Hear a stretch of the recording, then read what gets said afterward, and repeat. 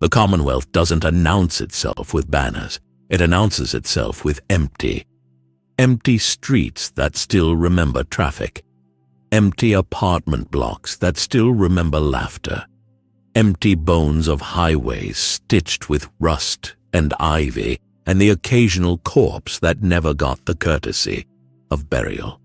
Boston is a dead city that refuses to lie down. The wind off the harbor carries salt, ash, and the faint chemical aftertaste of old war. Somewhere in the distance, a Minutemen flare cracks the sky. Red, desperate, brief. A call for help that assumes no one will answer in time. That's normal here.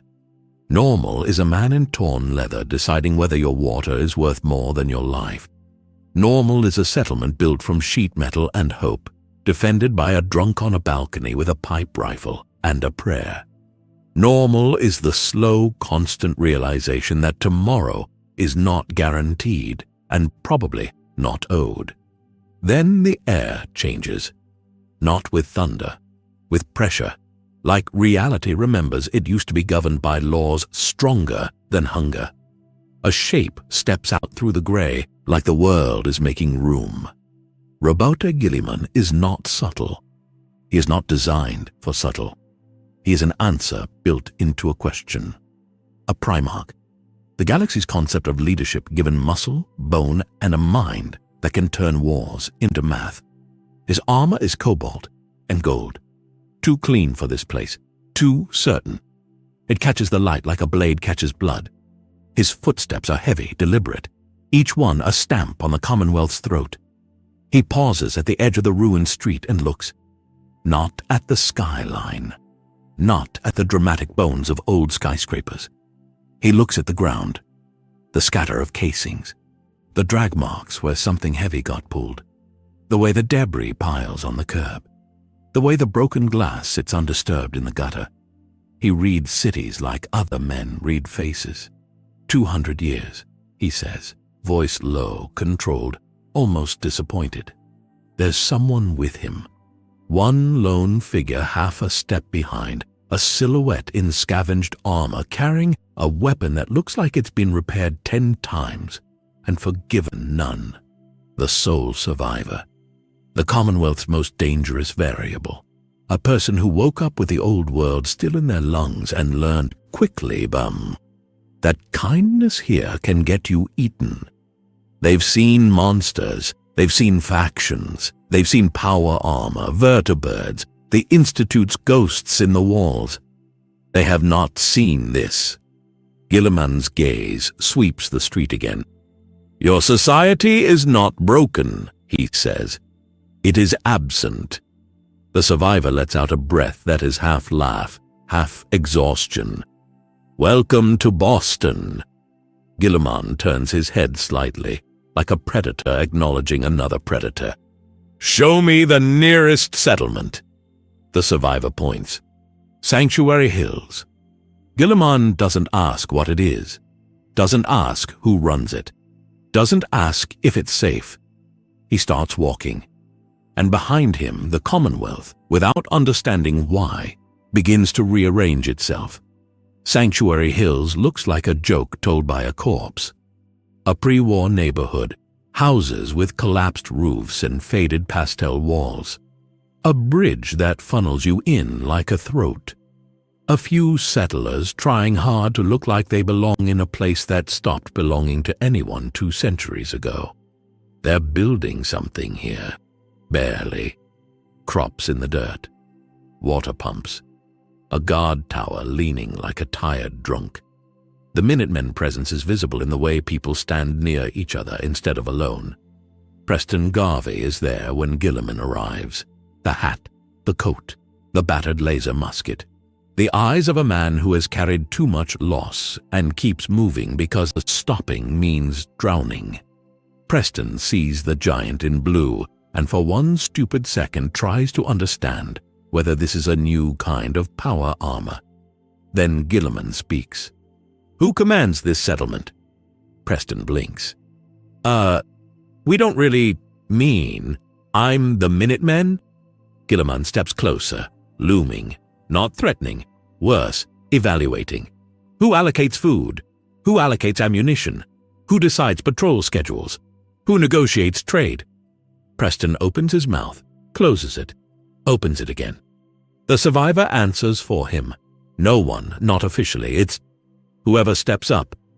Guilliman looks at the houses, the crops, the people. Then this is not a settlement, he says.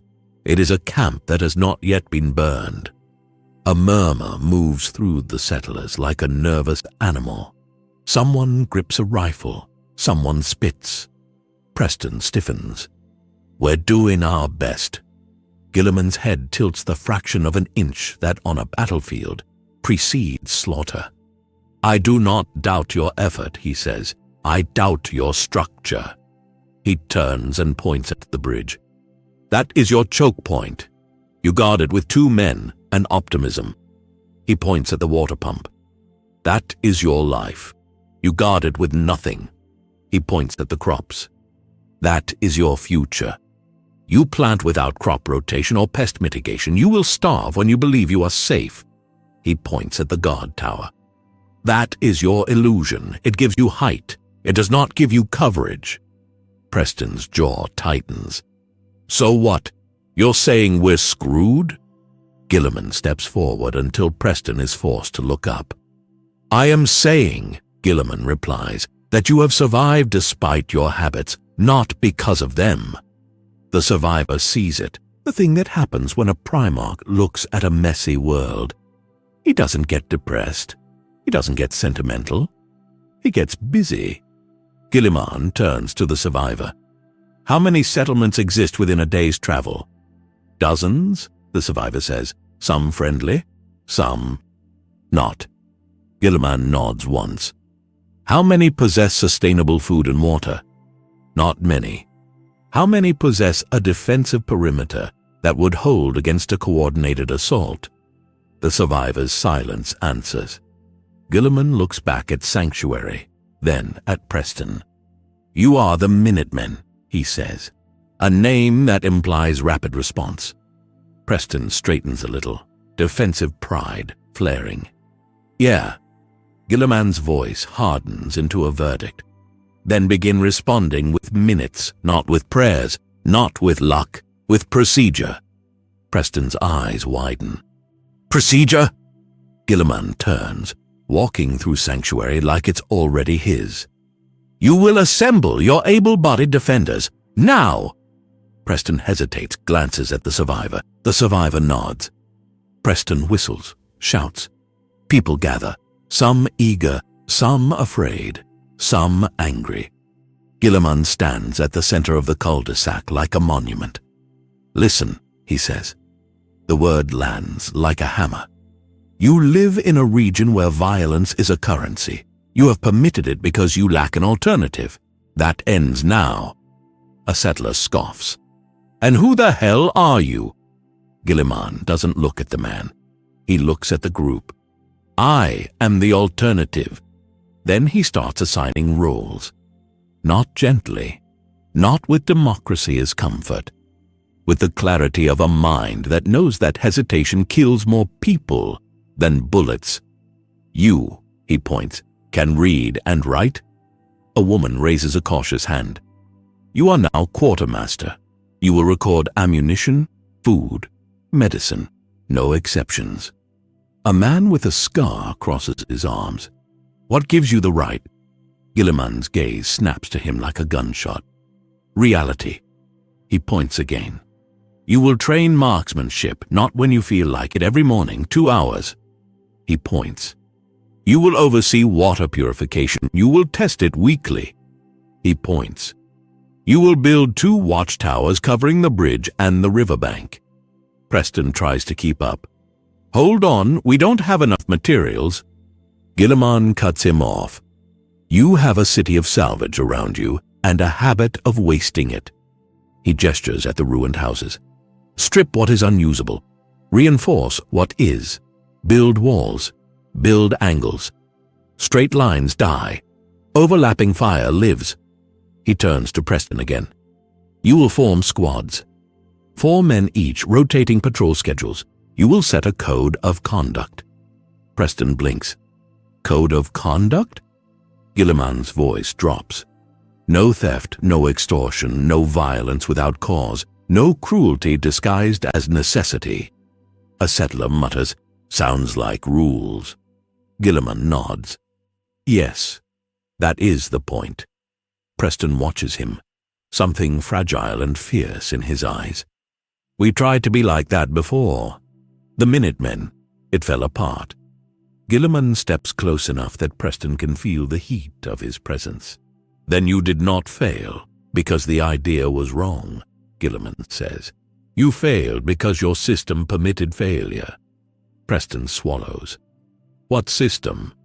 Guilliman turns and looks out toward the road leading to Concord, where raiders still prowl and old blood still stains asphalt. The one we are building, E. You don't establish authority by writing it down. You establish authority by making reality comply.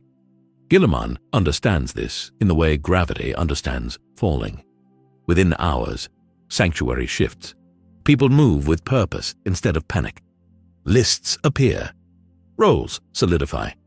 A schedule is hammered into the day like nails into wood. And then Guilliman says the words that ignite the Commonwealth's first real campaign. We march. The survivor is used to marching, used to walking into death with only a gun and a bad attitude. This is different. Guilliman doesn't go. He deploys. Preston gathers Minutemen, plus a handful of settlers who can shoot straight. They line up messy, uncertain, full of nerves. Guilliman looks at them like they're raw ore. Formation, he says. They stare. The survivor steps in, barking. 2 lines, keep spacing, don't bunch up. Guilliman nods once, minimal approval, then points down the road. Concord contains hostile forces, the survivor says. Raiders! Guilliman's eyes narrow. Then it will contain them briefly. They move along the road. The Commonwealth tries to swallow them, tries to pull them into its usual rhythm of ambushes and random gunfire. Guilliman refuses the rhythm. He posts scouts. He keeps spacing. He uses the terrain. He has the Minutemen practice hand signals as they walk, because communication is survivability. When they reach Concord, the raiders are there like a disease. They're loud. They're confident. They're used to prey. One of them steps into the street firing into the air, laughing. Hey, look at this fresh meat! Then he sees Guilliman. The laughter falters. Guilliman doesn't speak to him. He speaks to his squad. 2 flanking elements, he says. Suppress center. Target leaders first. Do not pursue into unknown interiors without clearance. Preston whispers, How do you? Guilliman moves. The first shots crack from Minutemen rifles, controlled bursts instead of panic volleys. Raiders duck, surprised by discipline. The survivor takes a rooftop angle, dropping one in the throat, then another in the shoulder, then another in the knee. Precision violence. Guilliman walks forward through the bullets. Not invulnerable, just unimpressed. He reaches the center of the street where raiders had stood minutes ago thinking they were predators. Now they're prey. A raider rushes him with a tire iron, screaming. Guilliman catches him mid-swing and hurls him into a wall hard enough to make bricks cough dust. Another raider fires point blank. Guilliman's armor takes it like rain. Guilliman closes distance and backhands the gun away, then drives his fist into the raider's chest. The sound is not a punch. It's a door being kicked in. Preston watches, stunned, as the raiders break.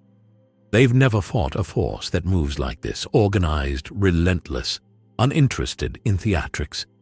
The Minutemen flank exactly as instructed. Raiders get boxed in, funneled into lines of fire. Their chaos advantage evaporates when the enemy refuses to panic. Within minutes, Concord is quiet. Not victory quiet. Control quiet. Guilliman stands in the street, scanning windows, doorways, rooftops. His mind is already cataloging what Concord can become. A forward outpost, a supply node, a way station. Preston exhales. We actually did it. Guilliman doesn't celebrate. He points. Secure the perimeter. Clear buildings systematically. Mark hazards. The survivor smirks despite themselves.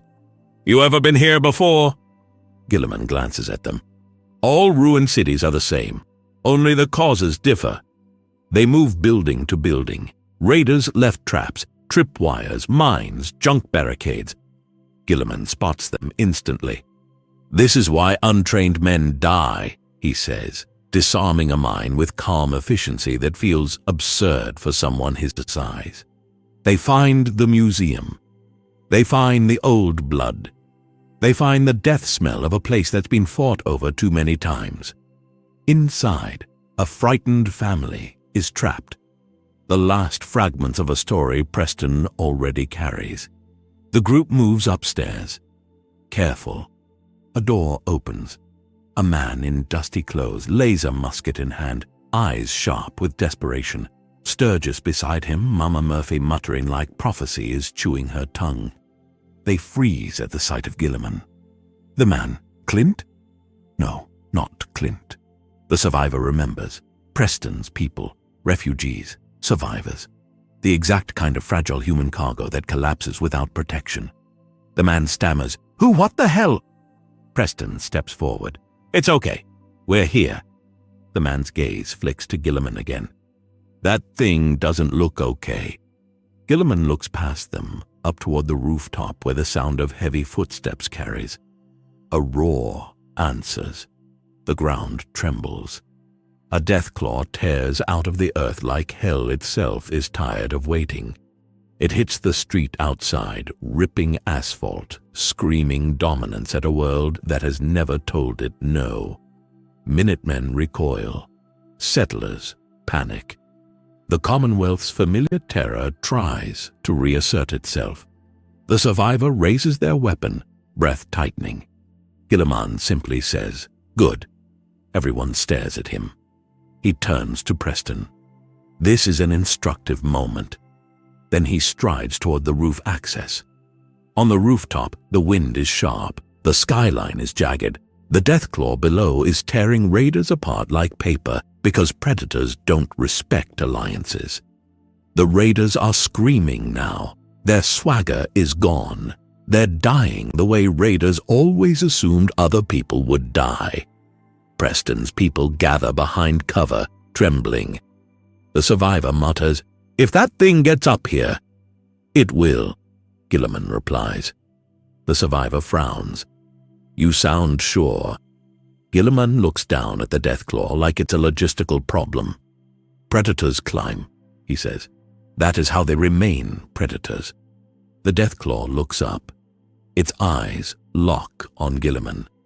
For a second, the Commonwealth holds its breath. The entire Wasteland seems to pause, waiting to see which monster is more real. The Deathclaw roars and charges the building. The survivor swears. "Here we go!" Minutemen fire down. Shots ping off armor plates and thick hide. The creature doesn't slow. It claws its way up the facade, ripping into concrete, hauling itself toward the roof. Guilliman steps to the edge. Preston shouts, "Are you insane?" Guilliman doesn't answer. The Deathclaw crests the ledge, claws hooking stone. Its head rises, saliva and rage. Then Guilliman moves like a guillotine. He grabs the Deathclaw by the horned crest and yanks. The creature thrashes, trying to claw him, but Guilliman's grip is an iron verdict. He pivots, using the monster's momentum, and slams it onto the rooftop hard enough to crack concrete. The Deathclaw screams, swings a claw the size of a machete. Guilliman leans aside, fast, surgical, then drives a fist into its jaw. The impact echoes across ruined Boston. The creature staggers. It tries to rise. Guilliman does not let it. He steps forward, grabs its forelimb, twists. Bone pops like snapped wood. The Deathclaw howls. The Minutemen stare, stunned, into silence.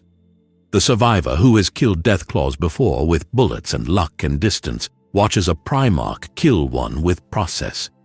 Guilliman drives his knee into the creature's chest, pinning it.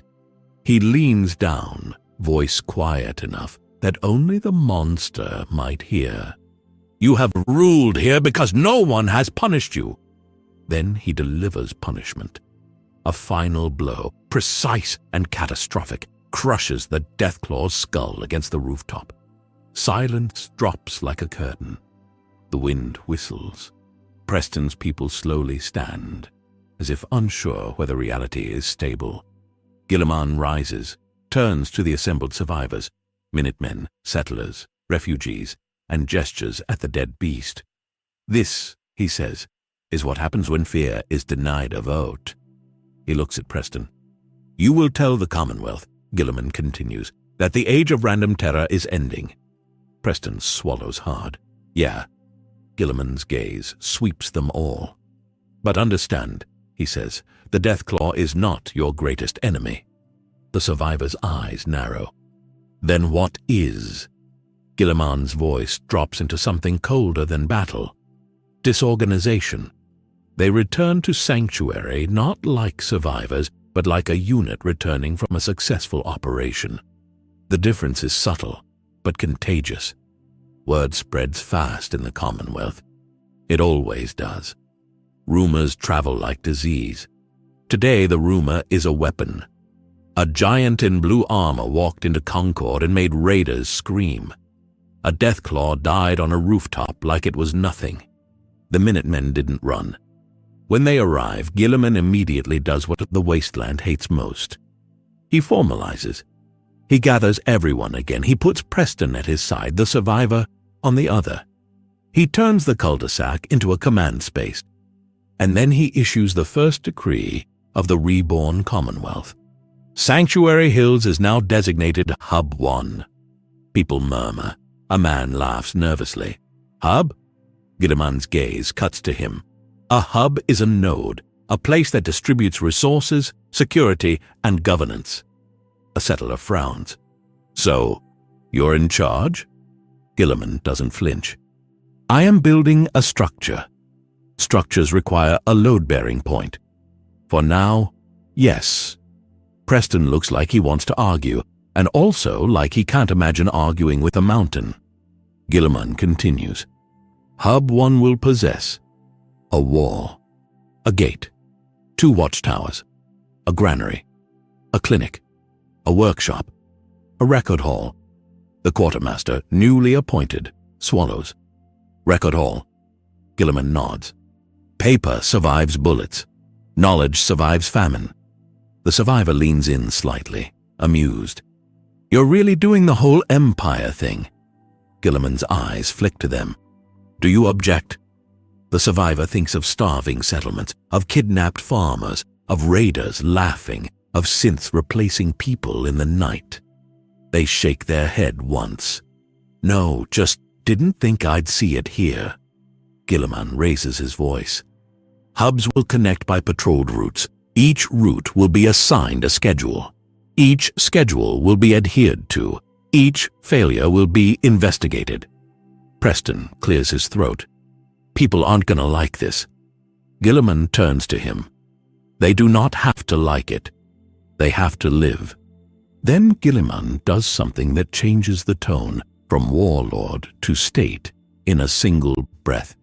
He writes a code, not on a terminal, not in some hidden vault, on scavenged boards nailed to a wall where everyone can see.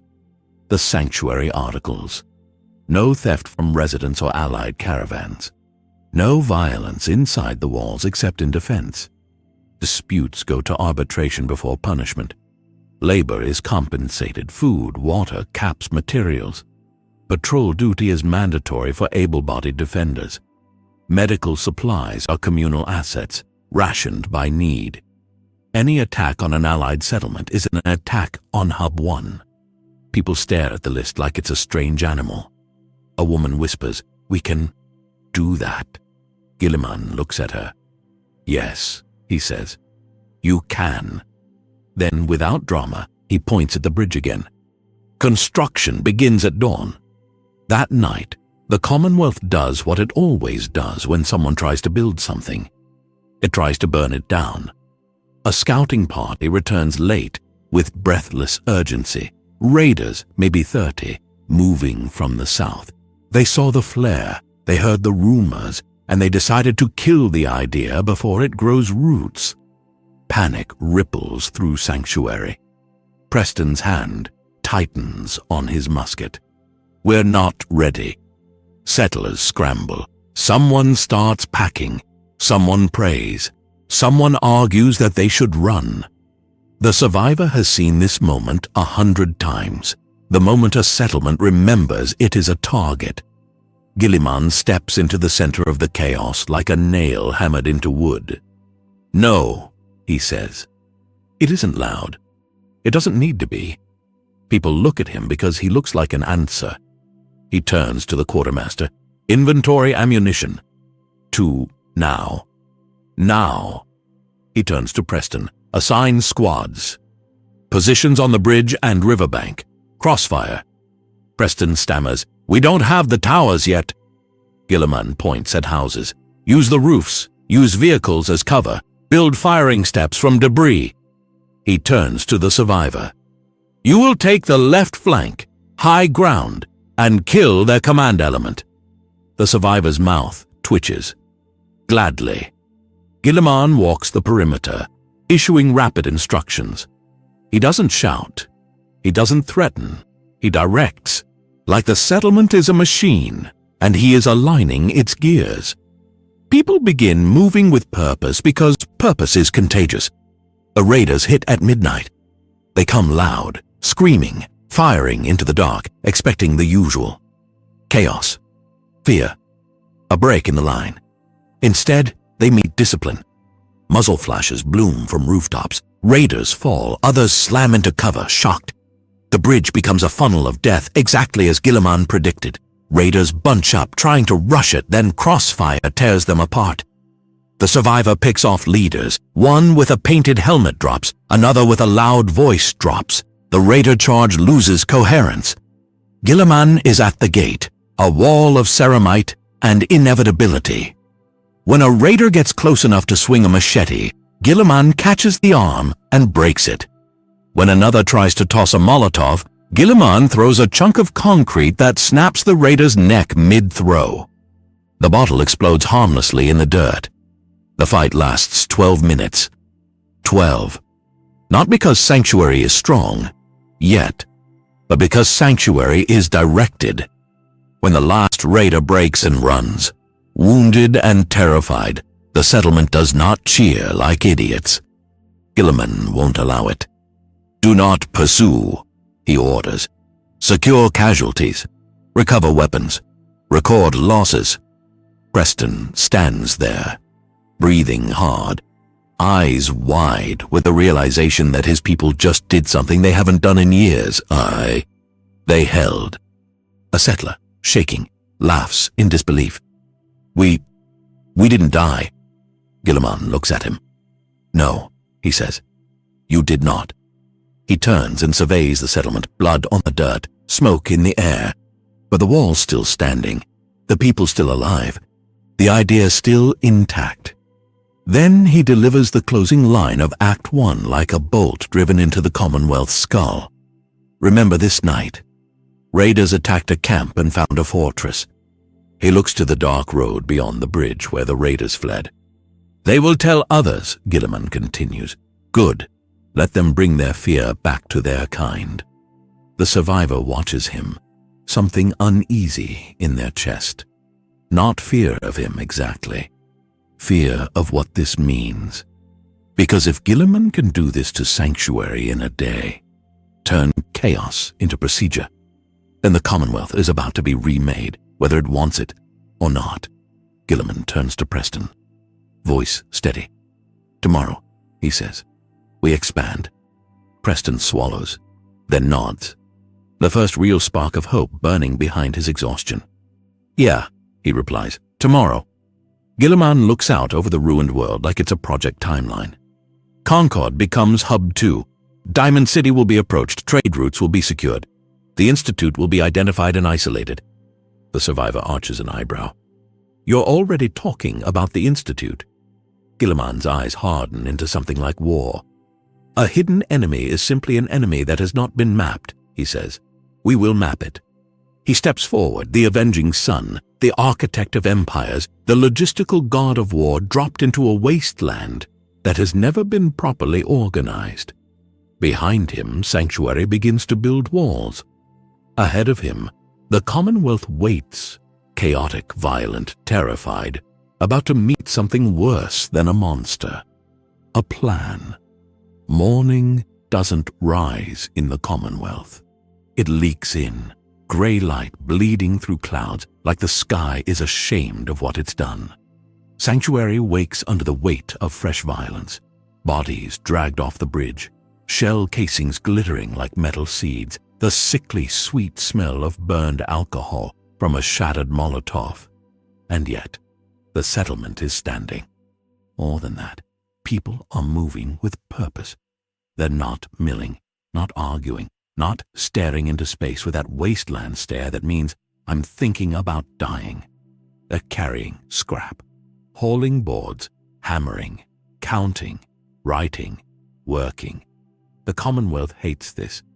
It hates discipline the way a parasite hates medicine. Guilliman watches it all from the bridge, still stained with last night's proof. His armor is unscarred. His expression is not triumphant. It is administrative. The sole survivor approaches with a canteen and a look that says they've learned not to underestimate anything, including optimism. You didn't sleep, the survivor says. Guilliman doesn't turn. Sleep is for systems that are stable.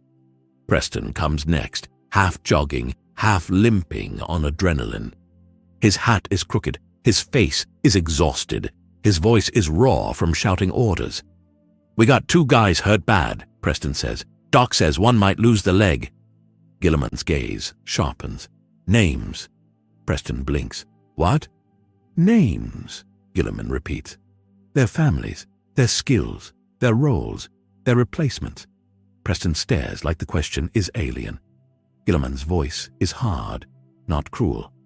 Wounds are not tragedies. They are data. If you treat them as tragedy, you learn nothing and repeat them. The survivor watches Preston absorb it. Watches the Minuteman commander's pride flare, then settle into a heavier shape, responsibility with teeth. Preston nods slowly. I'll get you names. Guilliman finally turns, scanning Sanctuary's perimeter, the riverbank, the ruined houses. This settlement will become an example, he says, not because you are special, because you are first. He looks past them toward the south, toward Concord. Hub 2 is today. You can't unify what you can't measure. The Commonwealth has always been fog of war. People know their own block, their own road, their own enemies. Everything else is rumor. That's how the wasteland stays a wasteland. Isolated cells, weak enough to pick apart. Guilliman changes that by doing something almost obscene. He makes a map, not a scavenger's scribble, not a kinda sorta route sketch, a real operational map, a grid, marked routes, threat markers, water sources, potential farmland, salvage density, defensive positions. He pulls a battered pre-war street atlas from the survivors pack, flattens it on a table, and starts annotating with charcoal and ink like he's rewriting history. Sanctuary becomes a dot with meaning. Concord becomes a dot with a purpose. Diamond City becomes a dot with politics. Bunker Hill becomes a dot with commerce. The castle becomes a dot with strategic gravity.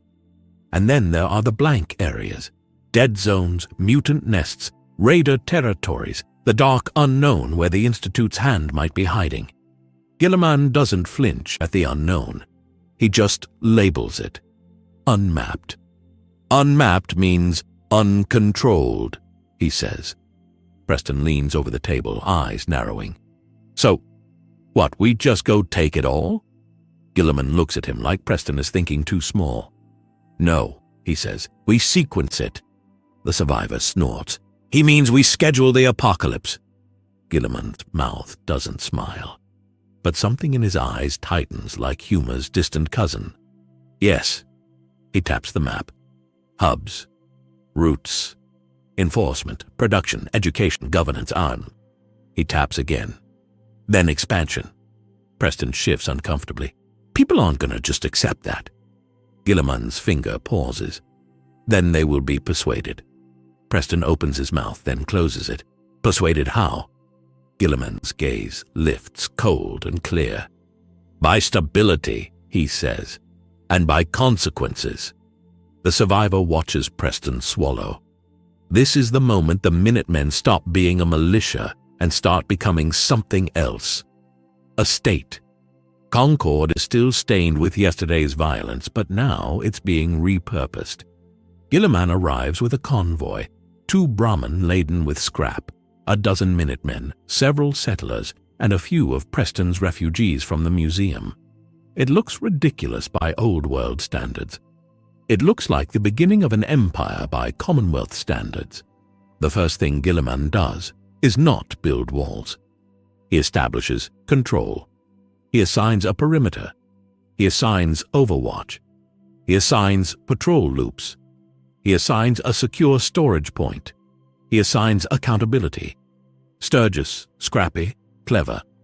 The kind of man who keeps machines alive through sheer spite. Eyes Guilliman like he's staring at an alien blueprint. You want this place fixed up? Sturgis asks. I want it functioning, Guilliman replies. Sturgis points at the wrecked buildings. Functioning is going to take time and parts. Guilliman gestures at the ruined town like it's a warehouse. You are standing in parts. They begin stripping. Not looting. Stripping. Guilliman introduces something no one has ever really seen in the Commonwealth. Standardized salvage doctrine. Usable lumber gets stacked by length. Metal sheets get sorted by thickness. Wires, gears, springs, categorized, tagged, stored, not somewhere near the workbench. Stored.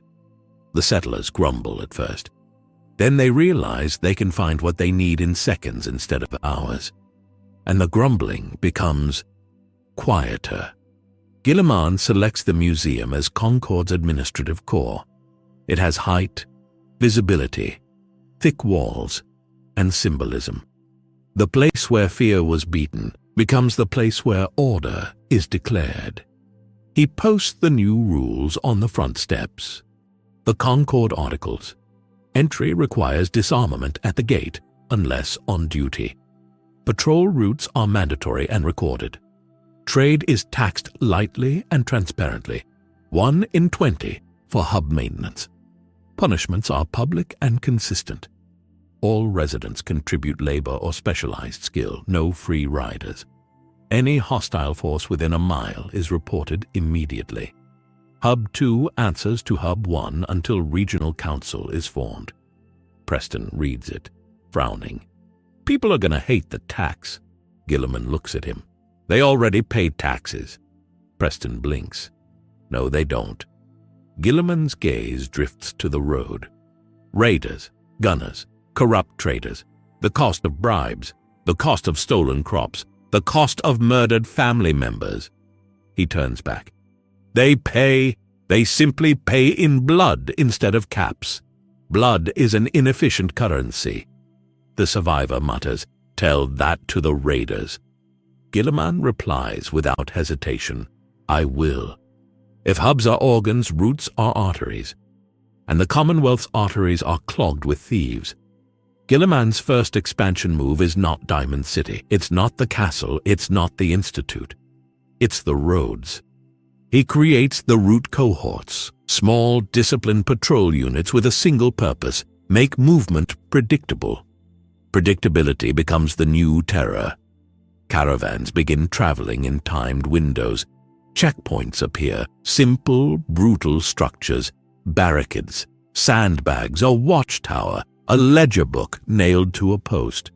Settlers hated it first. What's this, some kind of brotherhood crap? One caravan guard spits at the first checkpoint. A Minuteman, newly trained, posture straighter than yesterday, holds out a clipboard. Name, cargo, destination, time. The guard scoffs. Since when do I gotta tell you that? The Minuteman's gaze doesn't waver. Since you want the road safe. The guard opens his mouth. Then a scream echoes down the highway. A raider gang watching from the tree line takes the bait too early. They rush the checkpoint, expecting the usual. Panic, scattering, easy loot. Instead, they slam into overlapping fire. A Minuteman squad on the tower opens up. Another squad behind sandbags fires controlled bursts. A third, hidden along the road curve, cuts off retreat. Guilliman isn't there physically. He doesn't need to be. His doctrine is. The raiders die like insects hitting a flame. The survivors run. The caravan guard stares, mouth slightly open. The Minuteman with the clipboard says very calmly, "Name?" The guard swallows. Deacon." The survivor snorts, amused. The guard glares, then realizes this isn't the railroad deacon, just a man with a common name and suddenly a lot less swagger. The checkpoint ledger gets filled. Caravans begin showing up on time. Trade begins to breathe. And somewhere in the Commonwealth, raiders begin whispering a new phrase. The roads are haunted. They mean it metaphorically. Guilliman intends it literally, by making every mile feel watched. There's a point where raiders stop being random threats and start becoming a strategic cancer. Guilliman hits that point fast. He identifies major raider concentrations like a surgeon finding tumors. He doesn't launch heroic raids. He launches extermination campaigns.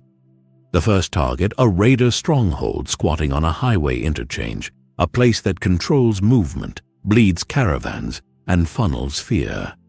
The survivor has been there before. It's nasty. Traps, snipers, psychos high enough to bite the sky. Preston's men are nervous when Guilliman announces the assault. "We go in, people die," one Minuteman says. "That's how it works." Guilliman's eyes lock on him. "No," he says, "that is how you have worked." Then he lays out the plan. It's not complicated. It's worse. It's systematic. Cut their water. Cut their escape. Force them into known lanes. Kill leadership first. Offer surrender to the rest. Execute only those who refuse and continue violence. The survivor raises an eyebrow. "Offer surrender to raiders?" Guilliman's reply is immediate. "Every enemy is a resource. You discard resources only when you are too weak to manage them." The survivor doesn't like that sentence, but they can't argue with the logic. The assault begins before dawn. Minutemen units move into position like pieces on a board. Snipers take rooftops. A demolition team rigs a bridge segment, not to blow the whole place, just to collapse the raiders' favorite escape ramp. When the raiders realize they're under attack, they react exactly as expected, yelling, firing wildly, trying to rush out. They find the ramp gone. They find the exits covered. They find themselves pushed inward, compressed into kill lanes where discipline outperforms bravado. The survivor moves with deadly familiarity, picking off anyone with a megaphone voice, anyone trying to rally. Preston, forced into real command, begins issuing orders and watching them get obeyed. It's almost surreal. The raiders break in 20 minutes. They throw down weapons, hands up, screaming bargains. Minutemen stare. Some want to shoot anyway. Some want revenge. Guilliman steps forward, towering, voice carrying like a proclamation. "Those who surrender will be detained," he says. "They will be judged. Those who can work will work. Those who have committed murder will answer for it. Those who resist will die." A raider, shaking, spits blood. "You ain't no judge." Guilliman looks at him, just looks. Then he gestures to the bodies on the ramp. The dead Minutemen, the murdered caravan guards. "The Commonwealth is the judge," Guilliman replies. I am merely enforcing its verdict. The raider's bravado collapses into animal fear. And for the first time in living memory, raiders are taken prisoner in the Commonwealth instead of slaughtered or released to continue the cycle. The survivor watches, uneasy, because this isn't just war. This is statecraft. Power spreads. Politics resists. Diamond City is the Commonwealth's crown of tin. Bright lights, walls, guards, rules, a market, a newspaper, a stadium turned into a city. It's the closest thing to civilization for miles, and it knows it. Guilliman approaches it like he approaches a fortress, not with awe, but with terms. The gate guards freeze when they see him. "What in the—" one starts, then stops, because his brain fails to categorize the thing in front of him. The survivor steps up. "Open the gate. I'm here to see the mayor." The guard's eyes flick to Guilliman again, fear fighting curiosity. "And that?" The survivor shrugs. "That's new management." The gate opens, slowly, like Diamond City is hesitating to let us storm inside.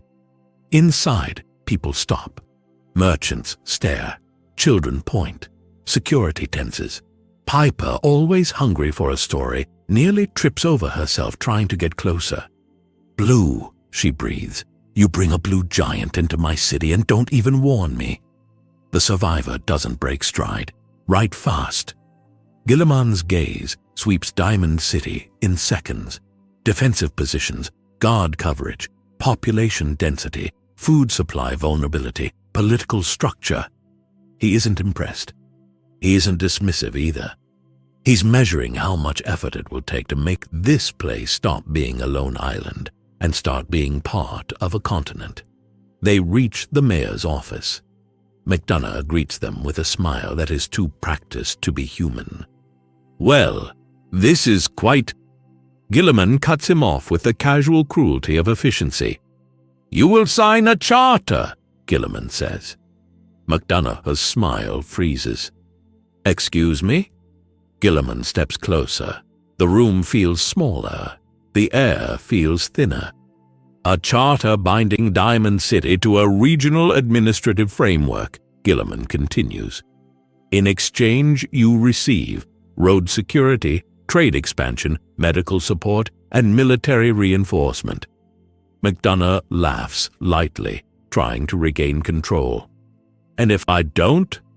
Guilliman's voice is calm. "Then Diamond City remains alone," he says. "And when the Commonwealth's enemies decide your walls are worth testing, you will discover the price of independence." McDonough's eyes narrow. "You threaten me?" Guilliman's gaze is like the edge of a blade. "I describe reality," he replies. "Threats are emotional. Reality is logistical." Piper's eyes are wide. She is already writing headlines in her head. The survivor watches McDonough carefully, because they know what Guilliman doesn't. Yet, the mayor isn't just a politician. He's a plant, an institute asset hiding behind a smile. And Guilliman has just thrown a match into a room full of gasoline. McDonough's expression shifts, ever so slightly. "Let's discuss," he says. Guilliman nods once. "We will." The meeting becomes a negotiation that is less conversation and more siege. Guilliman lays out requirements. McDonough tries to stall, to flatter, to redirect. Guilliman doesn't move. He doesn't blink. He simply keeps presenting terms until the terms become the only path left. In the end, McDonough agrees to consider the charter. Bureaucratic language for "I will sabotage this if I can." Guilliman stands to leave. At the door, he pauses and turns back. "One more thing," he says. McDonough's smile returns. Brittle. "Yes?" Guilliman's voice is quiet. "If you undermine this," he says, "I will remove you." The mayor laughs lightly. "You can't just remove an elected official." Guilliman's gaze doesn't waver. "Yes," he says, "I can." Then he walks out and Diamond City exhales like it's been held underwater. Outside, Piper practically vibrates. "This is it," she says. "This is the story. Who are you?" Guilliman looks at her like she is another variable. "I am the administrator you have lacked," he says. Piper grins, thrilled and terrified. "Oh, that's good." The survivor mutters, "We're going to get shot." Guilliman's reply is immediate. "Then we will reorganize the shooters." That night, the Commonwealth's shadow shifts. A caravan disappears on a route that should have been safe. No bodies, no struggle, just an empty road and a few scattered caps like breadcrumbs. At Hub 2, a settler wakes screaming, insisting her husband isn't her husband. The man looks the same, sounds the same, but she swears his eyes are wrong. In Diamond City, Piper's printing press jams with no mechanical cause, and when she fixes it, she finds a single clean white synthetic fiber caught in the gears like a warning. And in Sanctuary, the quartermaster discovers something impossible. The ledger has been altered, not torn, not burned, not stolen. Altered. Numbers changed by a hand that shouldn't have had access. Preston storms into Guilliman's workspace, furious. "Someone's messing with us." Guilliman looks up slowly. "Yes." Preston slams a fist on the table. "How? We got guards. We got rules." Guilliman's eyes narrow into something lethal.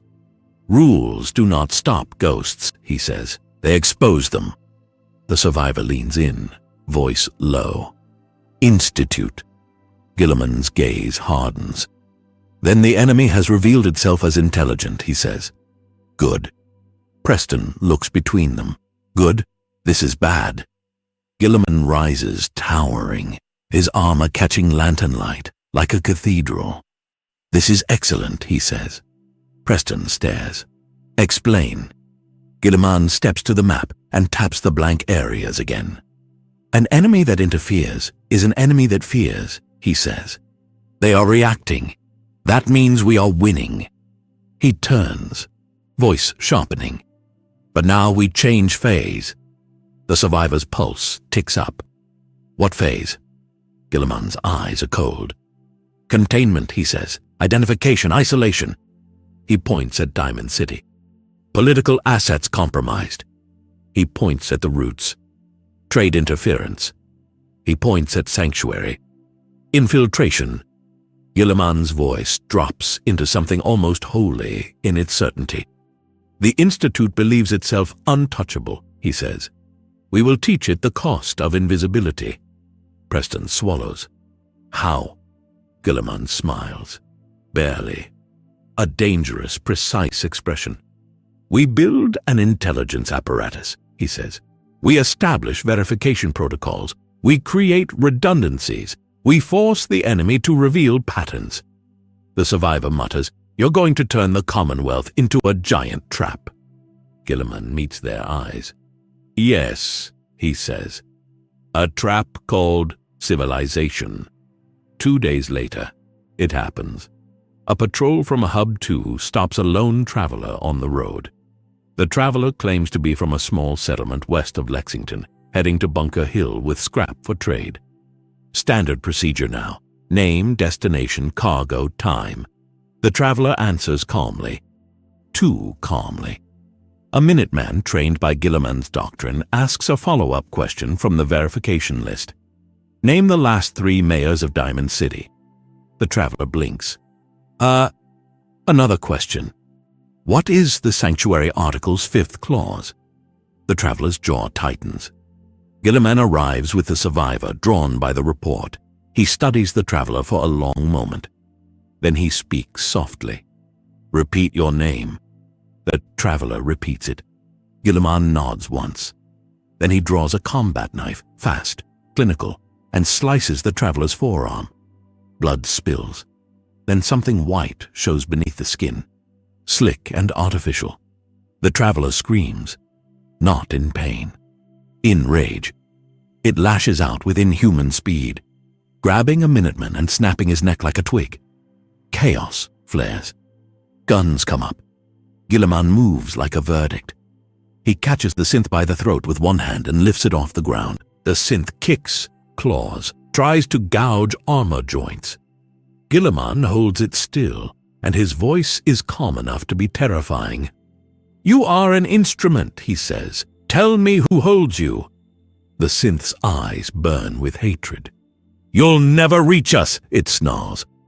Guilliman tightens his grip until metal creaks under synthetic skin. "We do not need to reach you yet," he says. "We need only to make you reachable." He throws the synth to the ground, pins it with a boot, and looks at Preston. "Detain it," Guilliman orders. "Secure it. Transport it to Hub 1. Preston's face is pale. "We can't. What if it escapes?" Guilliman's gaze is absolute. "Then it will die," he says, "and we will capture the next one." The survivor stares at the synth, then at Guilliman. "You're declaring war," they say. Guilliman looks up at the broken skyline, at the city that still thinks it can remain ungoverned. "No," he replies. "The Institute declared war the moment it decided people were components." He turns back to the road, to the hubs, to the tightening network of order. "We are simply formalizing it." And as the synth is dragged away, the Commonwealth feels the shape of the next phase forming like a storm front. The hidden enemy has been touched. Now it will bite back. The Commonwealth changes first in the small ways, the ways that don't make headlines, but make history. A caravan arrives on time. Not sometime today. Not if the road isn't haunted. On time, with inventory intact, with guards who didn't fire a single shot. At Hub 1, the quartermaster posts the weekly numbers on a board. Grain stores, purified water output, ammunition count, medicine stock, labor hours. People line up to read them the way desperate men used to line up for rumors. At Hub 2, a machine shop begins producing identical nails, real nails, not bent scraps. Identical bolts, identical hinges. It's pathetic by pre-war standards. It's revolutionary here, because identical parts mean repairs can be planned instead of improvised. In Diamond City, merchants start whispering that prices are stabilizing. Not cheap, never cheap, but stable. That's the difference between a market and a feeding frenzy. On the roads, the route cohorts march with clocks and ledgers. Checkpoints become normal, not loved, not celebrated, accepted. A tax of caps and paperwork begins replacing the old tax of blood. And the raiders? The raiders start moving away from the arteries. The smart ones, anyway. They drift to the margins like insects avoiding light. They stop laughing at patrols. They start avoiding them. The Commonwealth is learning a new fear. Predictability. Preston sees it first, and it hits him like grief. "We're doing it," he says one evening, standing on Sanctuary's growing wall. Planks become palisades. Palisades become proper barricades. The gate now has a real choke. The towers have overlapping fields of fire like Guilliman demanded. This is what it was supposed to be. The sole survivor leans on the rail, watching a patrol squad file out at exactly the scheduled time, boots hitting dirt in rhythm. "Yeah," the survivor says. "Enjoy it while it lasts." Preston frowns. "What's that supposed to mean?" The survivor's gaze tracks the horizon where Boston's ruined skyline stares back like broken teeth. "It means," they say, "the Institute doesn't lose quietly." Behind them, inside Hub 1's record hall, the captured synth sits in restraints under bright lantern light, silent as a knife on a table. Roboute Guilliman stands before it like a judge who has already decided the sentence. He's just determining how much work the execution will take. "Begin," he says. The synth's eyes lift, cold, defiant, manufactured contempt, curated by an unseen hand. "It won't matter," it says. "You can't win. You don't even know what you're fighting." Guilliman doesn't blink. "Then you will educate me," he replies. The synth laughs, an ugly sound from a perfect throat.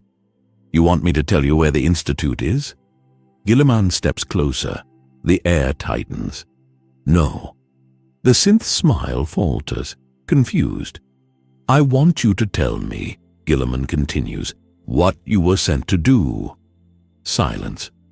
Guilliman turns slightly to the quartermaster. Read the discrepancies. The quartermaster's voice shakes despite herself.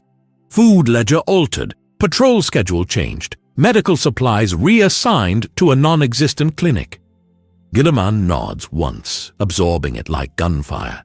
He looks back at the synth. You are not a soldier, he says. You are a scalpel. You cut at trust. You cut at coherence. You cut at the idea of continuity. The synth's jaw tightens. Guilliman's voice drops into something colder than anger. Which means, he says, the Institute has correctly identified my weapon. The synth's eyes narrow. Your weapon? Guilliman gestures at the walls outside, at the patrol timetable pinned on boards, at the ledger books, the ration cards, the posted laws. Order, Guilliman says. Order is lethal to parasites. The synth spits. Then you'll bleed for it. Guilliman's expression hardens into an almost serene certainty. Yes, he says. We will. He turns to the survivor. Prepare a briefing. All hub commanders, all route officers. Tonight. Preston stiffens. What's happening? Guilliman answers without drama. The enemy is about to strike, he says, and I will not allow it to be effective. Outside, the Commonwealth keeps building. Inside, Guilliman begins turning that building into a trap. The briefing happens in the museum at Concord, Hub 2's core. The room is packed with people who look like they've lived too long without sleep. Patrol captains, workshop leads, water engineers, caravan representatives, Minutemen squad leaders. On the wall, Guilliman's map has expanded. The blank spaces are shrinking. Guilliman stands at the front, massive, unmovable, a cobalt anchor in a world of scrap. The survivor stands beside him like the Commonwealth's witness. This is a war, Guilliman begins. A murmur moves through the room. A captain raises a hand. With raiders? Guilliman's gaze snaps to him. Raiders are weather. They are violent, but predictable. We can build roofs against weather. He taps the map where Diamond City sits like a jewel in junk.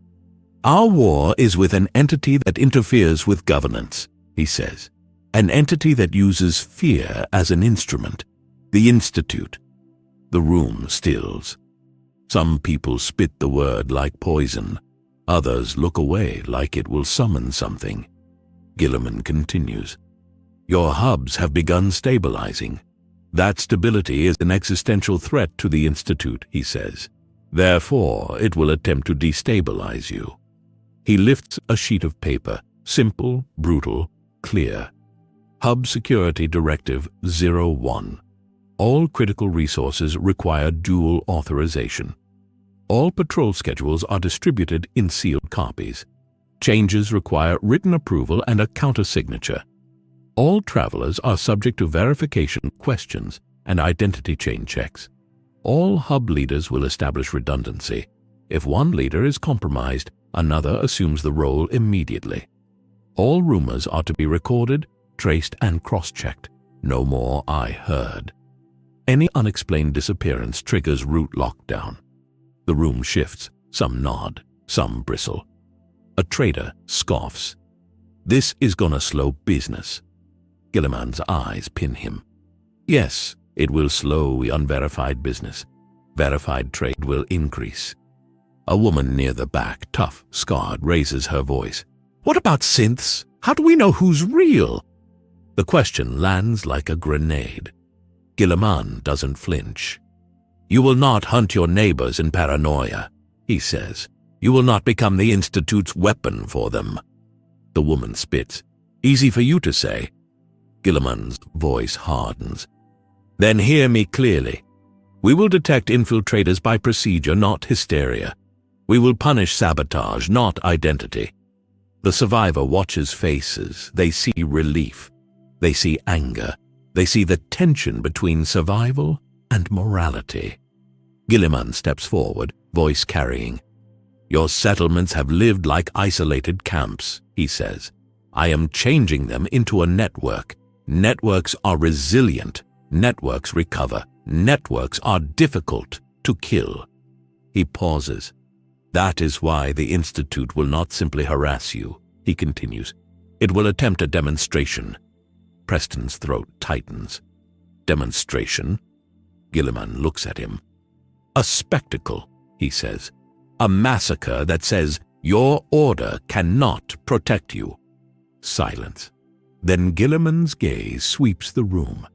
We will deny them the spectacle, he says, and then we will take the initiative. The room feels, for the first time, like it belongs to a country instead of a camp. Guilliman points at the map. Hubs will increase production, he says. Root cohorts will expand. Diamond City will be pressed into compliance. The castle will be secured next. A captain's voice shakes. That's a lot. Guilliman's answer is simple. Yes, he says, that is governance. People file out with directives in hand. Outside, patrols march, workshops hammer, farmers plant. The order machine turns, and somewhere beneath Boston's ruins, something watches it like a scientist watching a disease evolve. It starts with a scream. A runner arrives at Hub 1 in the early evening, legs coated in dust, eyes wide with terror. Bunker Hill, he gasps. Something happened at Bunker Hill. The survivor is already moving. Preston is already calling squads. Guilliman steps out, and the runner almost collapses when he sees him, like the sight of a Primarch is the only thing that can hold the world together. Report, Guilliman orders. The runner swallows hard. A caravan got hit, not raiders, not mutants, they just vanished. And then Bunker Hill's guard captain started shooting people. Preston freezes. What? The runner nods frantically. Like he didn't recognize them. Like he thought they were, I don't know, threats. He killed 2 traders before they put him down, and when they checked his body, the runner's voice breaks. He had wires, he whispers, under the skin. The room goes cold. The survivor mutters, they're escalating. Guilliman's eyes narrow. No, he says, they are beginning. They deploy immediately. Hub 1's gate opens. Root cohorts surge onto the road. A caravan of armed order, disciplined, timed, purposeful. As they move, more reports come in like drumbeats. A farm satellite outside Lexington reports its water pump contaminated with some chemical that makes people vomit blood. A patrol squad disappears between checkpoints without firing a shot. A settler in Concord collapses mid-sentence, convulsing, whispering that they're in the walls. Then the radio crackles. Weak signal, distorted, someone shouting over gunfire. This is Diamond City security. Unknown attackers in the market. People are... Static. The signal dies. Preston's face goes pale. Diamond City. The survivor's hand tightens on their weapon. That's their spectacle. Guilliman's voice is calm. Then we arrive before it concludes, he says. They reach Diamond City at night. The gate is open, guards screaming, people stampeding out into the street like water through a broken dam. Inside, gunfire cracks, sharp and panicked. The survivor pushes forward through fleeing civilians. Move! Get out! Preston tries to rally his men. Perimeter! Don't let it spill! Guilliman steps through the gate, and the chaos seems to recoil from him for half a heartbeat, as if even panic recognizes authority. Inside, it's a nightmare. Market stalls overturned, lights flickering, blood on concrete. A security officer fires wildly into a crowd, screaming, "They're not real! They're not real!" A woman falls. A child screams. A man rushes the shooter and gets shot in the throat. The survivor snaps up their weapon and drops the shooter cleanly. 2 shots, clinical. The man collapses, twitching. Guilliman moves like a war engine. He grabs a Diamond City guard captain by the collar and pulls him close. "Who ordered your men to fire?" Guilliman demands. The captain's eyes are wild. "We didn't. People started attacking. Synths. Maybe synths. Everyone started screaming. Mayor said..." Guilliman's gaze hardens. "The mayor said what?" The captain shakes his head, trembling. He said lock down. He said the Minutemen were compromised. He said..." Guilliman releases him like he's irrelevant now. The survivor's eyes narrow. McDonough. They push through toward the office. Along the way, they see it. Bodies that are too clean, too precise. Wounds that don't look like raider violence. People killed with purpose. Then they see the attackers.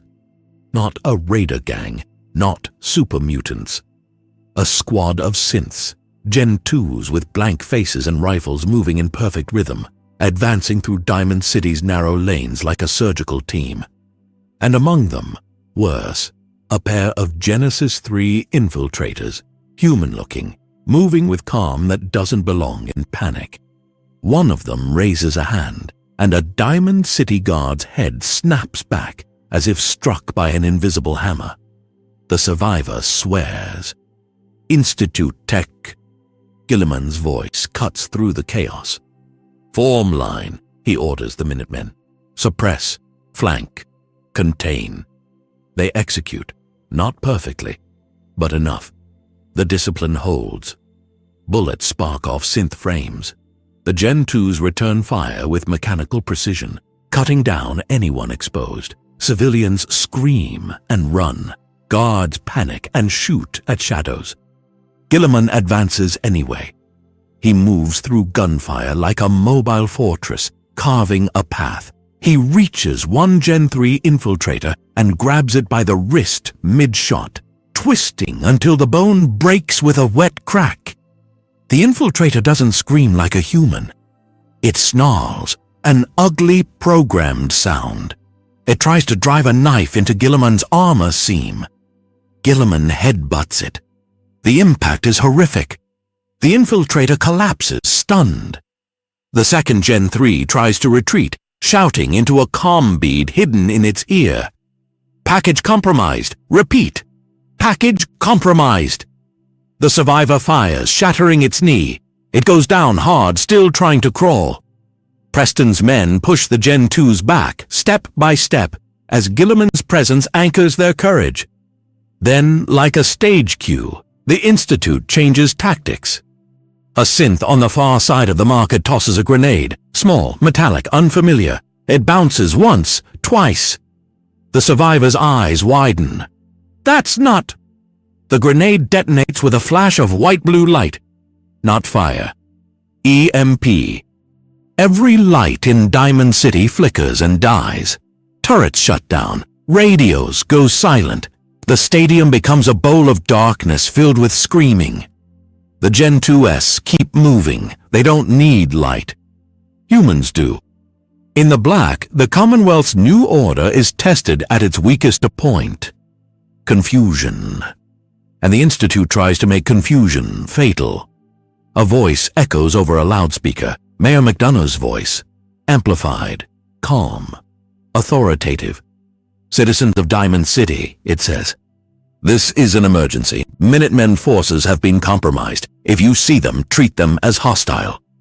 Preston's blood runs cold. "That's..." The survivor's voice is a hiss. He's inciting a purge. Guilliman's face becomes something carved. "Find him," he orders. They push through darkness toward the office. Bodies appear in the corridor. Guards shot in the back. Civilians trampled. Panic has become a weapon. They reach the mayor's door. It's locked. Guilliman hits it once. The door explodes inward like it's made of paper. Inside, McDonough stands behind his desk, hands raised, smile still pasted on like paint. 2 guards stand beside him, rifles shaking. "Well," McDonough says, voice smooth. This is quite... Guilliman crosses the room in 2 strides and slams McDonough against the wall, lifting him off the ground. The smile cracks. The survivor steps close, eyes burning. Say something, they growl. Tell me you're not Institute. McDonough's eyes flick wildly. Fear leaks through the politician mask. I don't know what you're talking about. Guilliman's grip tightens. You are compromised, he says. You have attempted to weaponize civilian panic. McDonough chokes. You can't. Guilliman's voice drops into something absolute. Yes, he says again. I can. He rips McDonough's collar open with brutal efficiency and exposes the small device embedded near the neck. Too clean, too advanced, too Institute. The guards gasp. The survivor's jaw tightens. Gotcha. McDonough's eyes go hard, and the last of the mask falls away. You think this changes anything? He spits. We can replace you. We can replace anyone. Guilliman stares at him with the calm of an executioner. Then you will discover, Guilliman says, that replacement does not equal control. He throws McDonough to the floor like discarded trash. Outside, the EMP darkness still holds. Panic still screams. The Institute spectacle is unfolding. Diamond City tearing itself apart, blaming the wrong enemy, proving that order is fragile. Guilliman turns to Preston. Stabilize the city, Guilliman orders. Curfew, patrols, secure water, secure clinic, secure gates. Shoot only identified hostiles. Preston swallows. People will resist. Guilliman's eyes are knives. Then they will be restrained. He turns to the survivor. And you, he says, with me. The survivor's pulse spikes. Where? Guilliman looks down at McDonough, then toward the dark ceiling like he can see through concrete into the earth below. We will answer, he says, with precision. They don't respond with rage. They respond with a plan so cold it feels like it was written before any of them were born. Guilliman returns to Hub 2 at dawn. The Commonwealth is shaking. Diamond City traumatized. Bunker Hill suspicious. Settlers whispering about synths like they're demons. This is the moment the Commonwealth usually collapses into paranoia and revenge. Guilliman refuses to allow it. He issues directives like artillery. Emergency Continuity Directive 02. All hubs implement curfew from dusk to dawn until further notice. All travel requires stamped route papers issued by quartermasters. All leadership roles have immediate deputies. No single point of failure. All water sources tested daily. All radio transmissions recorded and verified. No anonymous orders. A counter-infiltration cell established in each hub. 5 trusted personnel rotating weekly. Detention facilities established. Tribunals convened. Preston reads the orders, throat tight. This is martial law. Guilliman doesn't deny it. It is emergency governance, he says. Martial law without a judiciary becomes tyranny. Therefore, we will have a judiciary. The survivor watches settlers react. Some are relieved. Finally, someone is taking control. Some are furious. How dare anyone tell them when to sleep or how to travel? Guilliman absorbs it all like weather. Then he does the most dangerous thing any leader can do in the Commonwealth. He arrests people publicly. Not random suspects. Not scapegoats. He arrests specific individuals tied to specific acts of sabotage. People caught with altered ledgers. People caught bypassing checkpoints. People caught transmitting on unauthorized frequencies. Some of them are human criminals who saw opportunity in chaos. Some of them are not. The first tribunal happens in Concord's museum. The whole hub gathers. Guards stand stiff. The quartermaster's ledger is open on a table like scripture. A man is dragged forward, shaking, furious, shouting that this is oppression. "I didn't do anything," he screams. "You can't prove a—" Guilliman stands behind the tribunal bench like a statue of law. The quartermaster reads the evidence: missing medical supplies, falsified signatures, unauthorized route papers. The man spits. "So what? People needed meds." Guilliman speaks, voice calm. "You stole medicine and sold it," he says. 2 children died of infection while you profited." The man's face twists. "That's not—" Guilliman gestures, and the survivor places a small metal stamp on the table. The man's stamp, found in his pocket, used to forge route passes. The crowd murmurs. Guilliman's gaze sweeps them. "This," he says, "is why your Commonwealth remained broken. Not because of monsters, because you permitted rot to masquerade as survival." He looks back to the tribunal. "Sentence," he says. The tribunal, 3 locals chosen for integrity, delivers it. Hard labor under guard for 5 years, then exile if he survives. No death, no spectacle, just removal and utility. The crowd is restless. Some want blood, some want mercy. Many want someone else to decide so they don't have to carry it. Guilliman doesn't let them off the hook. Law is not comfort, he tells them. Law is responsibility distributed. Then he pivots immediately into war work. He convenes the counter-infiltration cells. He establishes verification protocols based on behavior, not rumors. He builds redundancy into every system the Institute tried to touch. He also does something that makes the Commonwealth's factions choke. He leverages them. He meets with the railroad not as allies, not as friends, but as assets. "I require your intelligence," he tells them. Desdemona's eyes are suspicious. "And what do you offer?" Guilliman's answer is brutal. "Legitimacy," he says. "A world where synths do not need secret tunnels to be people." Deacon smirks. "You talk like you're writing a constitution." Guilliman's eyes don't move. "I am." He meets with the Brotherhood of Steel next. Containment, not alliance. Maxon's posture is rigid with contempt and fascination. "You are not Brotherhood," Maxon says, "but you talk like command." Guilliman replies, "You want technology controlled. I want technology governed." Maxon's eyes narrow. "Governed by you." Guilliman's voice is calm. "Governed by law." Maxon scoffs. "Law is weak." Guilliman steps closer, and suddenly the air in the room feels like impending violence. "Law backed by force," Guilliman says, "is civilization. Force without law is raiders in clean uniforms." Maxon's jaw tightens. For a moment it looks like he might draw. Then he doesn't. Because even Maxon knows what standing before a Primarch feels like trying to argue with gravity. Guilliman leaves the meeting with one outcome. The Brotherhood will not be permitted to seize Commonwealth assets, but they will be pointed like a spear at external threats. Useful, predictable, contained. Finally, Guilliman returns to the captured synths.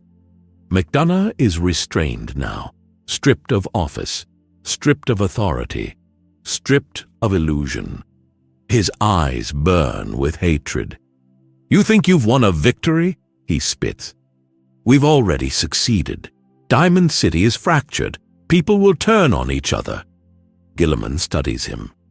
"You misunderstand," Guilliman says. "Your attack was effective, briefly. Then my system adapted."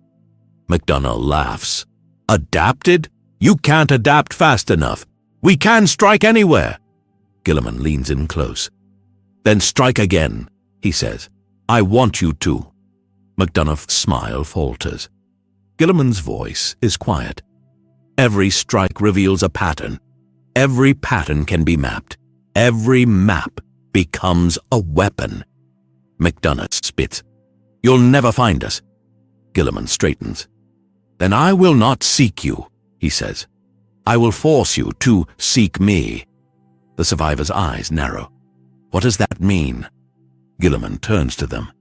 "It means," he says, "we stop reacting."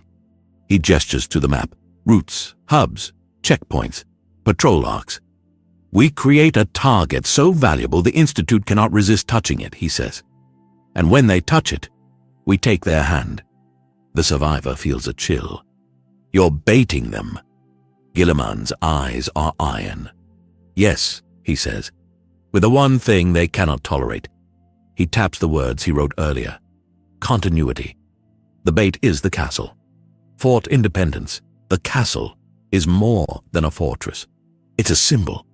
A pre-war stone beast sitting on the coast. Thick walls, strategic position, defensible. A perfect hub for naval trade and regional command. It's also contested. Mirelurks infest it. The Commonwealth knows it as the place Minutemen used to be, a ghost of better days. Guilliman sees something else. A headquarters, a capital, a declaration made of stone. "We take it," Guilliman says. Preston nods hard. "Minutemen dream." The survivor exhales. "Also, a death trap." Guilliman's response is immediate. "Then we clear it." They march with a force the Commonwealth has never fielded. Route cohorts, Minutemen squads, engineers, medics, salvage crews. Even a handful of Diamond City guards join, shaken, humiliated, desperate to believe they can be part of something stronger than panic. The Brotherhood circles overhead in a vertibird, not engaging, watching like wolves deciding whether the herd is worth biting. They reach the castle at midday. It looms, cracked but proud. The old flagpole still standing like a spine. Inside, the mirelurks wait. Chitinous nightmares scraping across stone, hissing. The first wave hits the walls. Minutemen fire in disciplined volleys. Grenades detonate. Mirelurks explode into wet pieces. The survivor moves along the battlements with brutal efficiency, calling targets, dropping anything that gets too close. Guilliman wades into the courtyard. A mirelurk hunter lunges from the sand, massive, fast, claws snapping. Guilliman catches it mid-charge and slams it into the wall hard enough to crack stone. He drives his fist through its shell like cracking a crab, ripping it apart with contemptuous strength. The fight is vicious and fast, high octane, no breathing room. Mirelurks surge in waves. Minutemen hold lines. Engineers patch breaches mid-combat. Medics drag wounded behind cover, applying tourniquets with hands that don't shake because shaking is a luxury. Then the ground trembles. A scream like metal tearing splits the air. The Mirelurk Queen rises from the depths beyond the wall, towering, bloated with eggs, a living siege engine. Preston's voice cracks. "Oh, hell!" The survivor raises their weapon. "That's a lot of bullets." Guilliman's voice is calm. "Then stop thinking in bullets," he says. He points. "Demolition team," he orders. "Bring the artillery frame." Preston stares. "We don't have artillery." Guilliman's gaze cuts to him. "We do," he says. "You simply haven't built it yet." Engineers drag salvaged tubes and pre-war hardware into position, like men assembling a miracle under fire. The quartermaster's supply chain has delivered the parts because Guilliman demanded it weeks ago, because order machine means when you need a thing, you have it. The Queen charges the wall. Guilliman steps forward alone into the open courtyard. The survivor shouts, "What are you doing?" Guilliman doesn't answer.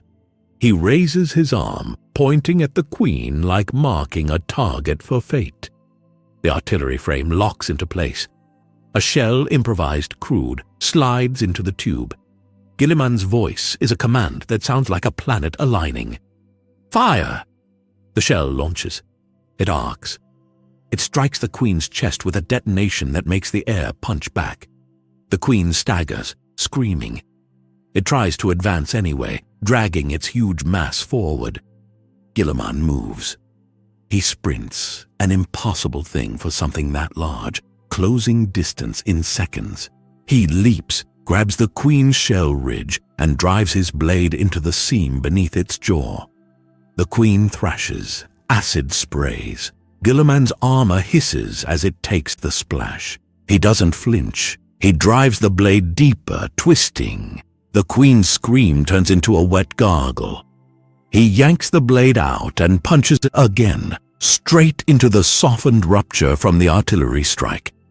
The queen collapses, shuddering, dead. The courtyard goes silent except for the crackle of fires and the ragged breathing of humans who just realized they fought like an army. Preston looks like he might cry. The survivor looks like they're reassessing what possible means. Guilliman stands amid Mirelurk gore like a monument. "This," he says, voice carrying across the castle, "is now Hub 3. Cheers begin, small, shaky, then growing. Guilliman doesn't shut them down this time, because symbols matter. Then the Institute bites. A beam of light tears reality open near the flagpole. Teleportation. A squad of synths materializes inside the castle courtyard, rifles up, already firing. They didn't come to win the fortress. They came to prove they can touch it. The first volley drops 2 Minutemen. Panic tries to surge. Guilliman's voice cuts through it like a blade. "Hold," he orders. Minutemen drop into positions. Engineers pull back. The counter-infiltration cell embedded in the force by Guilliman's design identifies the teleport arrival pattern in seconds. The survivor yells, "They're coming in close! Watch!" Another teleport flash. More synths. The Institute is testing, probing, escalating. Guilliman watches the teleport points, and his mind does the thing that wins wars. It calculates. "Mark the coordinates," he orders. A tech scribbles. Another marks on the map. Each teleport leaves a signature. Each signature is a breadcrumb. The Institute keeps punching. Guilliman keeps recording. Then the real message arrives. A third flash, smaller, tighter, and a single figure materializes. A Gen 3, clean, calm, carrying a small device like a gift. It raises its voice, perfectly projected. "Roboute Guilliman," it says. "The Institute acknowledges your attempt to impose structure. Your attempt is noted." Guilliman steps forward, towering. The Gen 3 holds up the device. "This is a transmitter," it says. "A courtesy. Use it and the Institute will speak. Refuse and we will continue to edit your society until it collapses." Preston snarls, "Don't listen!" The survivor's eyes narrow. "It's bait." Guilliman nods, almost pleased. "Yes," he says softly. "It is bait." He walks closer until he's within arm's reach of the Gen 3. The synth's eyes flicker. Some algorithm calculating whether it should fear. It decides it shouldn't. It's wrong. Guilliman takes the transmitter from its hand and crushes it in his fist. Sparks fly. The device dies with a small whine. Then Guilliman grabs the Gen 3 by the throat. He lifts it. He looks at it like it's a message written on flesh. "You want to speak?" Guilliman says. The Gen 3 struggles, expression shifting from calm to alarm. Guilliman's voice becomes the sound of a door slamming shut on an era. "Then hear me," he says, and the courtyard goes still as everyone listens. "You have struck my hubs. You have poisoned my water. You have incited civilians to murder each other. You have infiltrated governance." Guilliman's grip tightens until the Gen 3's neck creaks. "That is not negotiation," he continues. "That is war." He turns slightly, speaking to every soldier, every settler, every engineer, every trembling civilian who just watched the Commonwealth's new heart get stabbed. "We have been rebuilding while fighting," Guilliman says. "That phase is complete." The survivor feels the words like a switch flipping. Preston's eyes widen. Guilliman raises his voice. From this moment, he declares, the Commonwealth will fight to rebuild. He looks back at the Gen 3, then at the teleport flashes still threatening to open. You want to edit our society, Guilliman says. Then we will rewrite yours. He throws the Gen 3 onto the stone and steps on its chest, pinning it. Transmit this to your masters, Guilliman orders. Tell them the Commonwealth is no longer a collection of settlements, it is a state. The Gen 3 spits, voice strangled. You can't reach us. Guilliman's eyes are ice. Not yet, he says. But you have shown me your hand. He gestures to the scribes recording teleport coordinates, to the counter-infiltration cell mapping signatures. You came here to prove you are untouchable, Guilliman says. Instead, you gave me data. The Gen 3's face twists. Guilliman leans down, voice low enough to feel intimate and terrifying. I do not need your location today, he says. I need only the certainty that you can bleed. He lifts his head. Commonwealth Auxiliary, Guilliman calls, because the Minutemen have become more than Minutemen now. Begin phase war. Preston breathes. Phase war. Guilliman continues, voice like a drumbeat. Counter-infiltration expands. Root cohorts double. Hubs fortify. Production shifts to armament. Intelligence cells operate continuously. The survivor watches the faces around them. Fear, yes, but also something else. Purpose. Guilliman points at the horizon, the buried city, the unseen enemy. We will not wait for the Institute to choose our suffering, he says. We will choose their defeat. Then he gives the last line of Act 3 like a sentence hammered into stone. Total war is not chaos, Guilliman declares. Total war is order, applied without hesitation. The teleport flashes stop. The Institute withdraws because it has achieved its immediate goal. It has shown it can strike. But it has also revealed something catastrophic. Guilliman is not demoralized. He is activated. As night falls over the castle, Hub 3, the Commonwealth's new capital in blood, patrols march the walls. Artillery pieces are assembled. Workshops begin producing standardized ammunition. The quartermaster's ledgers expand from survival into mobilization. In the distance, Diamond City's lights return, dimmer, guarded by curfew and the shame of having been turned into a weapon against itself. And beneath Boston, somewhere behind clean white walls, the Institute watches the data stream in and realizes too late that the Commonwealth has stopped being prey. Guilliman stands at the castle's flagpole and looks out over the dark water. The survivor steps beside him. You really just declared war on the boogeyman, the survivor says. Guilliman doesn't look at them.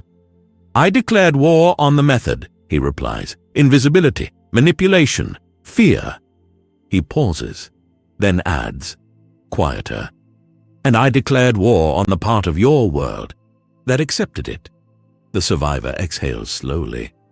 They're going to hit us harder. Guilliman finally turns, eyes reflecting torchlight like steel. Good, he says. Let them. He looks back toward the city's broken skyline. Every strike they make, Guilliman continues, will tighten the noose. The Commonwealth's wind carries distant sounds. Hammers, marching boots, the low murmur of people living under curfew and realizing that curfew means they're alive to complain about it. Guilliman speaks the final directive into the night, half to the survivor, half to the Commonwealth itself. Build the engine, he says. Feed it. Arm it. Then his voice sharpens into a promise. Because now, he says, we hunt. The Commonwealth does not feel like a wasteland anymore. It feels like a weapon being assembled. At Hub 3, the castle, work never stops. Torches burn through night. Foundries cough black breath. Ration cards circulate like blood cells. The root cohorts double, then double again. Patrols become clocks with rifles. Every hub has a record hall, Every record hall has redundancy. Every redundancy has guards. And still, the Institute keeps trying to slip knives between the ribs. A water pump gets contaminated at dawn, caught in an hour because testing is now doctrine. A patrol schedule gets altered, caught instantly because all changes require counter-signature. A rumor starts in Diamond City, killed in the cradle because radio transmissions are logged, verified, traced. Total war, Guilliman has taught them, is not fury. Total war is administration at gunpoint. The Commonwealth adapts so quickly it becomes frightening. People who once hated rules now cling to them like armor. A curfew becomes comfort. A checkpoint becomes safety. A ledger becomes proof that tomorrow exists. This is what the Institute feared most, continuity that survives disruption. So the Institute shifts strategy. If it cannot break the machine, it will try to break the man. It will try to isolate Guilliman, turn factions against him, turn citizens against him, turn allies into enemies, make his order look like tyranny until the Commonwealth begs for the familiar chaos of freedom. And for one dangerous week, it almost works. It starts in Diamond City because that's where stories become weapons. Piper gets a package slipped under her office door. A stack of handwritten testimonies, anonymous, detailing abuses by Commonwealth auxiliary patrols, curfew beatings, checkpoint bribes, arbitrary detentions, people disappearing into tribunals. Piper's mouth tightens as she reads. Some of it feels exaggerated. Some of it feels possible. Deacon appears beside her like a bad habit. "Careful," he says. "That's the kind of pile that can light a city on fire." Piper snaps. "You think I don't know that?" Deacon shrugs. "Just saying. The Institute doesn't only shoot. It writes." Piper hesitates, then does what a journalist does when truth becomes complicated. She digs. She visits checkpoint logs. She interviews tribunal clerks. She talks to families of detainees. She talks to guards who look exhausted and guilty. And she discovers the worst possible thing. Most of the horror stories are fabricated, but not all. There are abuses, small, localized, human. A patrol captain who got drunk on authority. A guard who took caps to speed up route papers. A detention where paperwork got lost, and a man sat in a cell 2 days too long. Tiny failures. But tiny failures are how empires rot. The Institute doesn't need Guilliman to be a tyrant. It just needs the Commonwealth to believe he is becoming one. A whisper spreads. We traded raiders for rulers. We traded chaos for chains. We traded fear for paperwork. At the castle, Guilliman reads Piper's first cautious article, balanced, critical, honest, and his expression doesn't change. Preston is furious. "She's undermining us," he snaps, "after what we did for them." The sole survivor shakes their head. "She's doing her job." Preston points at the page. "This is gonna get people killed." Guilliman folds the paper with controlled precision. "No," he says, "it will prevent people from being killed by my own system." Preston stares. "What?" Guilliman's eyes are cold. "Abuses are inevitable in rapid expansion," he says. "If we ignore them, they become culture. If we correct them, they become lessons." The survivor exhales. "You're going to let her publish?" Guilliman nods. "Yes." Preston looks sick. "That's insane." Guilliman steps closer, towering, voice low and lethal. "If my legitimacy depends on silencing criticism," he says, "then it is not legitimacy. It is fear." He turns to the quartermaster. "Summon every patrol captain," Guilliman orders, "and every tribunal clerk, and every checkpoint officer." The quartermaster swallows. "All of them?" "All of them," Guilliman repeats. Preston's jaw clenches. What are you gonna do? Guilliman's answer is a blade disguised as policy. I am going to audit my own war, he says. And for the first time, the Commonwealth sees something that makes it even more dangerous than a monster. A ruler willing to cut into his own machine while it's running. The audit is not gentle. It is not a PR event. It is a purge performed with paperwork. Guilliman convenes the Iron Census, a systematic review of the Commonwealth Auxiliary. Every unit, every commander, every detention, every bribe report, every missing ration stamp. It happens publicly. Not because Guilliman wants applause, but because transparency is a weapon against infiltration. At the castle courtyard, under a new Commonwealth banner, patrol captains stand in rows. Tribunal clerks clutch ledger books like shields. Checkpoint officers stare straight ahead, sweating. Civilians gather, settlers from hubs, traders from Bunker Hill. Diamond City citizens hungry for proof that this new order isn't just a better-dressed raider gang. Piper stands with a notebook, eyes sharp. Guilliman steps forward. Your authority is borrowed, he says to the assembled officers. It is borrowed from the people you protect. If you misuse it, you are theft with a uniform. He calls names. A patrol captain is dragged forward, accused of taking bribes. Guilliman doesn't shout. He doesn't threaten. He produces a ledger entry, a witness statement, a stamped route pass that shouldn't exist. The captain stammers. My men needed... Guilliman cuts him off. You stole, he says. You endangered routes. You fed chaos.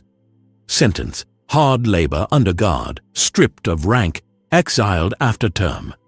Another name, another officer caught beating a civilian during curfew enforcement. Guilliman listens to testimony, reads logs, cross-checks schedules, then speaks. You mistook compliance for permission, he says. You are unfit. Sentence, imprisonment, then reassignment to dangerous external patrol with no command authority. A punishment tailored like a tool. Remove the abuse vector, keep the manpower. A tribunal clerk caught losing paperwork in exchange for caps. Guilliman's eyes don't even harden. They are already hard. Sentence, confiscation of assets, public mark as untrusted, reassigned under supervision. The clerks watching learn fast. Corruption becomes visible, and visibility is death to it. The crowd murmurs, some cheer, some fear. The Institute, watching through hidden eyes, realizes its propaganda blade just got turned back on itself. Because Guilliman does not deny imperfection. He weaponizes the correction. Piper writes a new headline that day, and it lands like artillery. The Blue Giant punishes his own. Diamond City's anger stalls. It doesn't vanish. People will always resent rules. But it loses its fuel, and the Institute loses its cleanest line of attack. So, it escalates.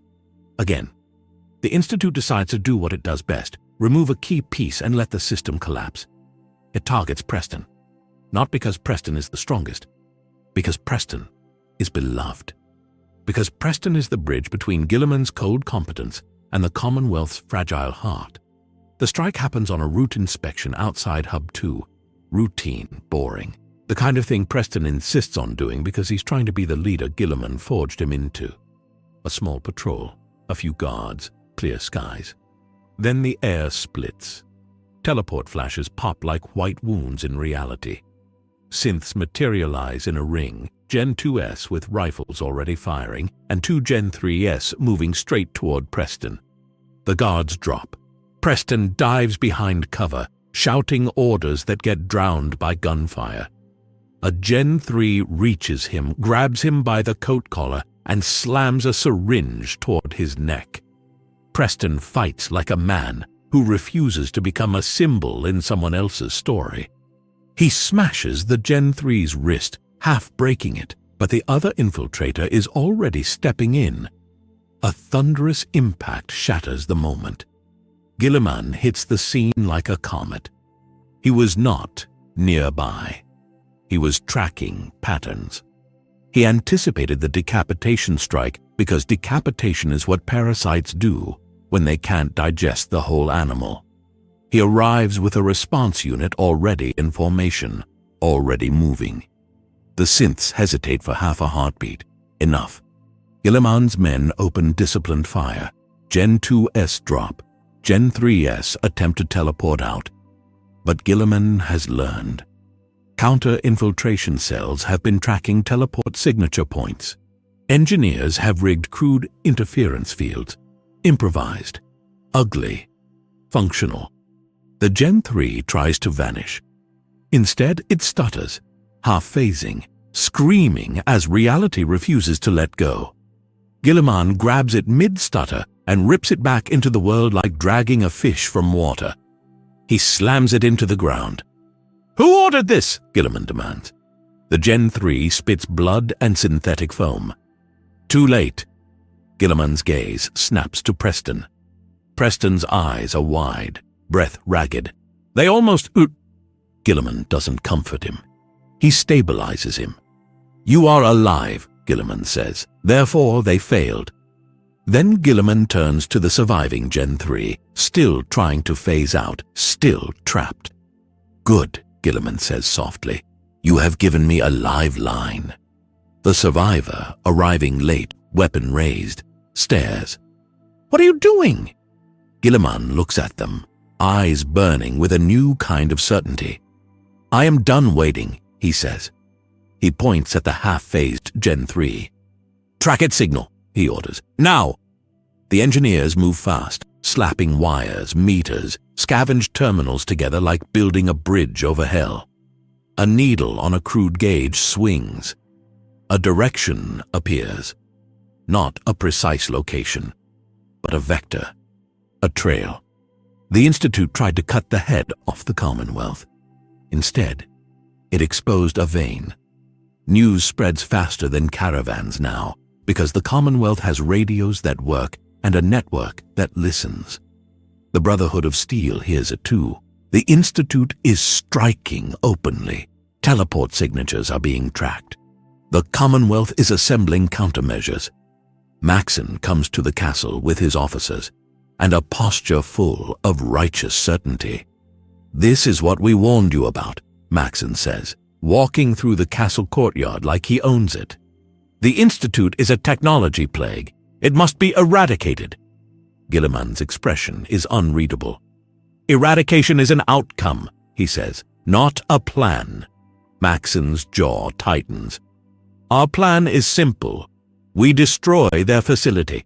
We seize what technology we can. We purge the rest." Guilliman steps closer. "And the synths?" Maxon's eyes go cold. "Abominations." The survivor's hand tightens on their weapon. Guilliman's voice lowers. "You will not conduct a genocide under my banner." Maxon bristles. "Under your banner? Who do you think you are?" Guilliman's gaze is a planetary weight. "I am the reason your vertibirds can fly over these routes without being shot down," Guilliman says. "I am the reason your patrols are not ambushed at every intersection. I am the reason this region is becoming governable." Maxon's fingers twitch toward his sidearm. The air becomes electric. Preston, standing nearby, recovering from the attempted kidnapping, looks like he's watching two storms choose where to break. Then Guilliman says the line that turns the confrontation into a cage. "You may fight the Institute," Guilliman says, "but you will do it within Commonwealth command structure. You will not seize assets. You will not execute civilians. You will not claim authority here." Maxon laughs, sharp, contemptuous. "You can't control the Brotherhood." Guilliman nods once. "Then you will be treated as another hostile faction." Maxon's smile dies. A long moment passes where war nearly starts inside the castle. Then the Brotherhood does what it always does when faced with a reality it didn't predict. It recalculates. Maxon steps back, stiff with anger. "Very well," he says, "but understand, if you hesitate, we will act." Guilliman's reply is immediate. "If you act against Commonwealth law," he says, I will act against you." Maxon turns and leaves with his officers, boots ringing on stone. The survivor exhales slowly. "You just made an enemy." Guilliman watches the Brotherhood go. "No," he says, "I defined their boundaries." He turns back to his map. "Now," he says, "we strike." The plan is brutal in its simplicity. Force the Institute to reveal stable access points. Guilliman doesn't need to find the Institute's front door. He needs to find its pattern of entry into the Commonwealth. So he builds a grid. He establishes night grid protocol across all hubs for 3 nights in a row. Curfew enforced with double patrols. All gates locked. All checkpoints closed except verified emergency corridors. All radio chatter limited to coded transmissions. All suspicious movement logged. All teleport signature detectors active. The Commonwealth becomes a silent machine. And silence is suffocating to a predator that hunts by chaos. On night 1, teleport flashes appear at the edge of Hub 2, probing. The detectors chirp. Coordinates are logged. The synths retreat. On night 2, a strike team attempts sabotage at a water station near Bunker Hill. They're met by a trap. Guards waiting in overlapping fire lanes, lights rigged to flare the moment reality tears. Gen 2 S-drop. 1 Gen 3 is captured alive, screaming, furious, shocked that the Wasteland is no longer asleep. On night 3, the Institute commits. A large teleport insertion, bigger than anything before, into a satellite farm outside Lexington, aiming to slaughter civilians and shatter confidence. Instead, they land into a kill box. The survivor is there with a squad because Guilliman predicted the target. The Institute always chooses places where suffering creates stories. The fight is savage and close. Synths move like knives. Humans move like they've finally learned how to be an army. The survivor takes a hit, armor cracked, breath knocked out, but stays upright because they've been dying slowly for years and refuse to die quickly now. A Gen 3 tries to flee. Guilliman's interference field catches it mid-phase. Guilliman himself is not present. He's at the castle, watching the grid map fill with signature points. He doesn't need to be present. He needs data. The vectors converge. Not perfectly, not like a cartoon map with a big red X, but enough. Guilliman traces the lines and realizes the truth. The Institute's teleportation is not omnipotent. It relies on anchors, stable corridors, calibration points that exist in the Commonwealth, buried, hidden, protected, and therefore destroyable. Guilliman looks at the gathered commanders, eyes hard. "We will take their anchors," he says. Preston frowns. "How? We don't even know where..." Guilliman's mouth tightens. "We do now," he says. He taps one converging cluster on the map. "Old transit tunnels," he says. "Collapsed stations. Dead zones with abnormal signature density." The survivor's eyes narrow. "The old subway." Guilliman nods. "The Institute is a ghost that must touch the world to feed," Guilliman says. "We will grab the hand every time it reaches." He turns to his commanders. "Prepare demolition teams," he orders. "Prepare breach squads. Prepare medical evacuation. Prepare to fight underground." The room goes still. Underground fighting in the Commonwealth is nightmare territory.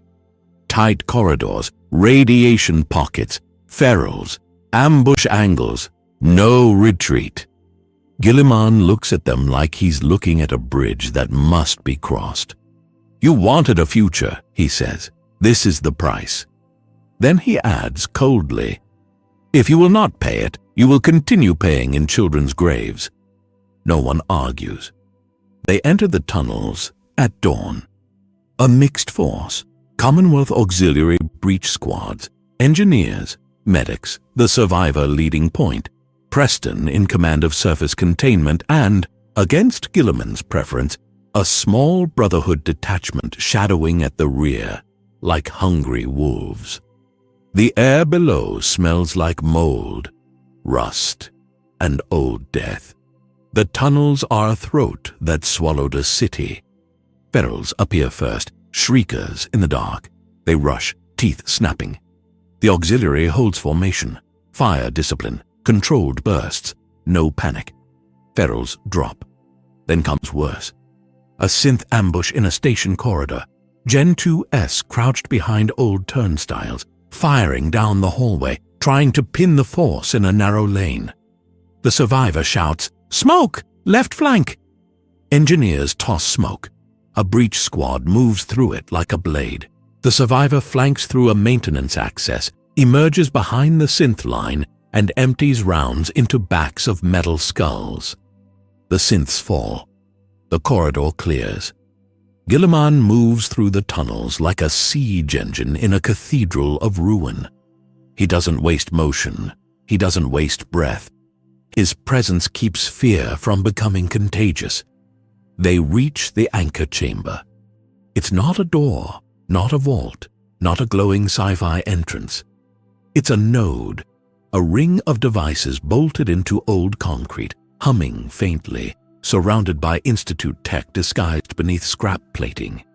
A hidden wound in the Commonwealth. The engineers stare, awed. "Holy!"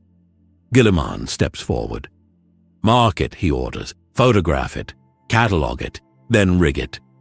The Brotherhood Paladin behind them steps up, eyes shining with zeal. "We should take it," he says. "Bring it to the Pridwen." Guilliman turns his head slowly. "No," he says. The Paladin bristles. "This is advanced technology." Guilliman's voice becomes a hard edge. "This is an enemy artery," he says. "You do not harvest an enemy artery. You sever it." The Paladin's hand moves toward his weapon. The survivor's weapon rises instantly. And for a second, the anchor chamber holds two wars at once. Then Guilliman does something that makes the Brotherhood hesitate. He doesn't threaten. He gives an order. "Stand down," he says. Not loud, not emotional, just inevitable. The Paladin's jaw tightens. He stands down. The engineers rig explosives. The moment they finish, the Institute responds. Teleport flashes bloom inside the chamber right on top of the anchor, because the Institute cannot lose it. Synths materialize into muzzle flashes. The fight becomes chaos inside a confined space. Shots ricochet. Sparks fly. Smoke chokes. A Gen 3 appears, screaming orders into a comm bead. Guilliman charges. He hits the Gen 3 like a train, slamming it into the anchor ring. The Gen 3 tries to phase out. The interference field catches it again. Guilliman pins it. Voice a low growl. "Tell them," he says, "their reach is shrinking." The Gen 3 spits. "You don't understand. Without the Institute, this world." Guilliman cuts it off by breaking its jaw with a single punch. Then he turns and shouts the only order that matters. "Detonate." The engineers hit the trigger. The anchor chamber becomes light and thunder. Concrete collapses. Devices shatter. The hum dies. The tunnel shakes like the city is finally coughing something out. They run. Breach squads hauling wounded. Medics dragging bodies. The survivor covering rear. Guilliman moving last like a wall refusing to crumble. Behind them, the Institute's anchor is gone. Above, the Commonwealth's radios crackle with something new. The Institute's teleport attacks falter, not stop, but stutter. For the first time, the ghost has been forced to walk. And a ghost forced to walk can be hunted. Back at the castle, Guilliman stands over a crude receiver array built from scavenged tech and captured Institute components. The engineers are shaking with excitement and fear. "We're getting something," one whispers. "A signal, like a handshaking protocol." The survivor steps closer. "From where?" The engineer swallows. "From inside, like they're trying to reroute." Guilliman's eyes narrow. He turns to the captured Genesis 3, damaged from the tunnel fight, restrained, breathing in synthetic shudders. "You lost an anchor," Guilliman says. "Now you must compensate." The Gen 3's eyes burn with hate. "You think this changes the outcome?" Guilliman leans in. "It changes the timeline," he says, "and timelines decide outcomes." The receiver array suddenly screams with static, then clears into a voice. Not McDonough, not a field agent. A higher voice, controlled, measured, furious in its calm. "Roboute Guilliman," it says. "You have interfered with Institute continuity." Guilliman's face doesn't change, but the air does. Like the world realizes it's speaking to something important. "You are no longer conducting operations," the voice continues. "You are conducting invasion." Guilliman answers into the mic, voice steady. "Yes," he says. "Correct." A pause.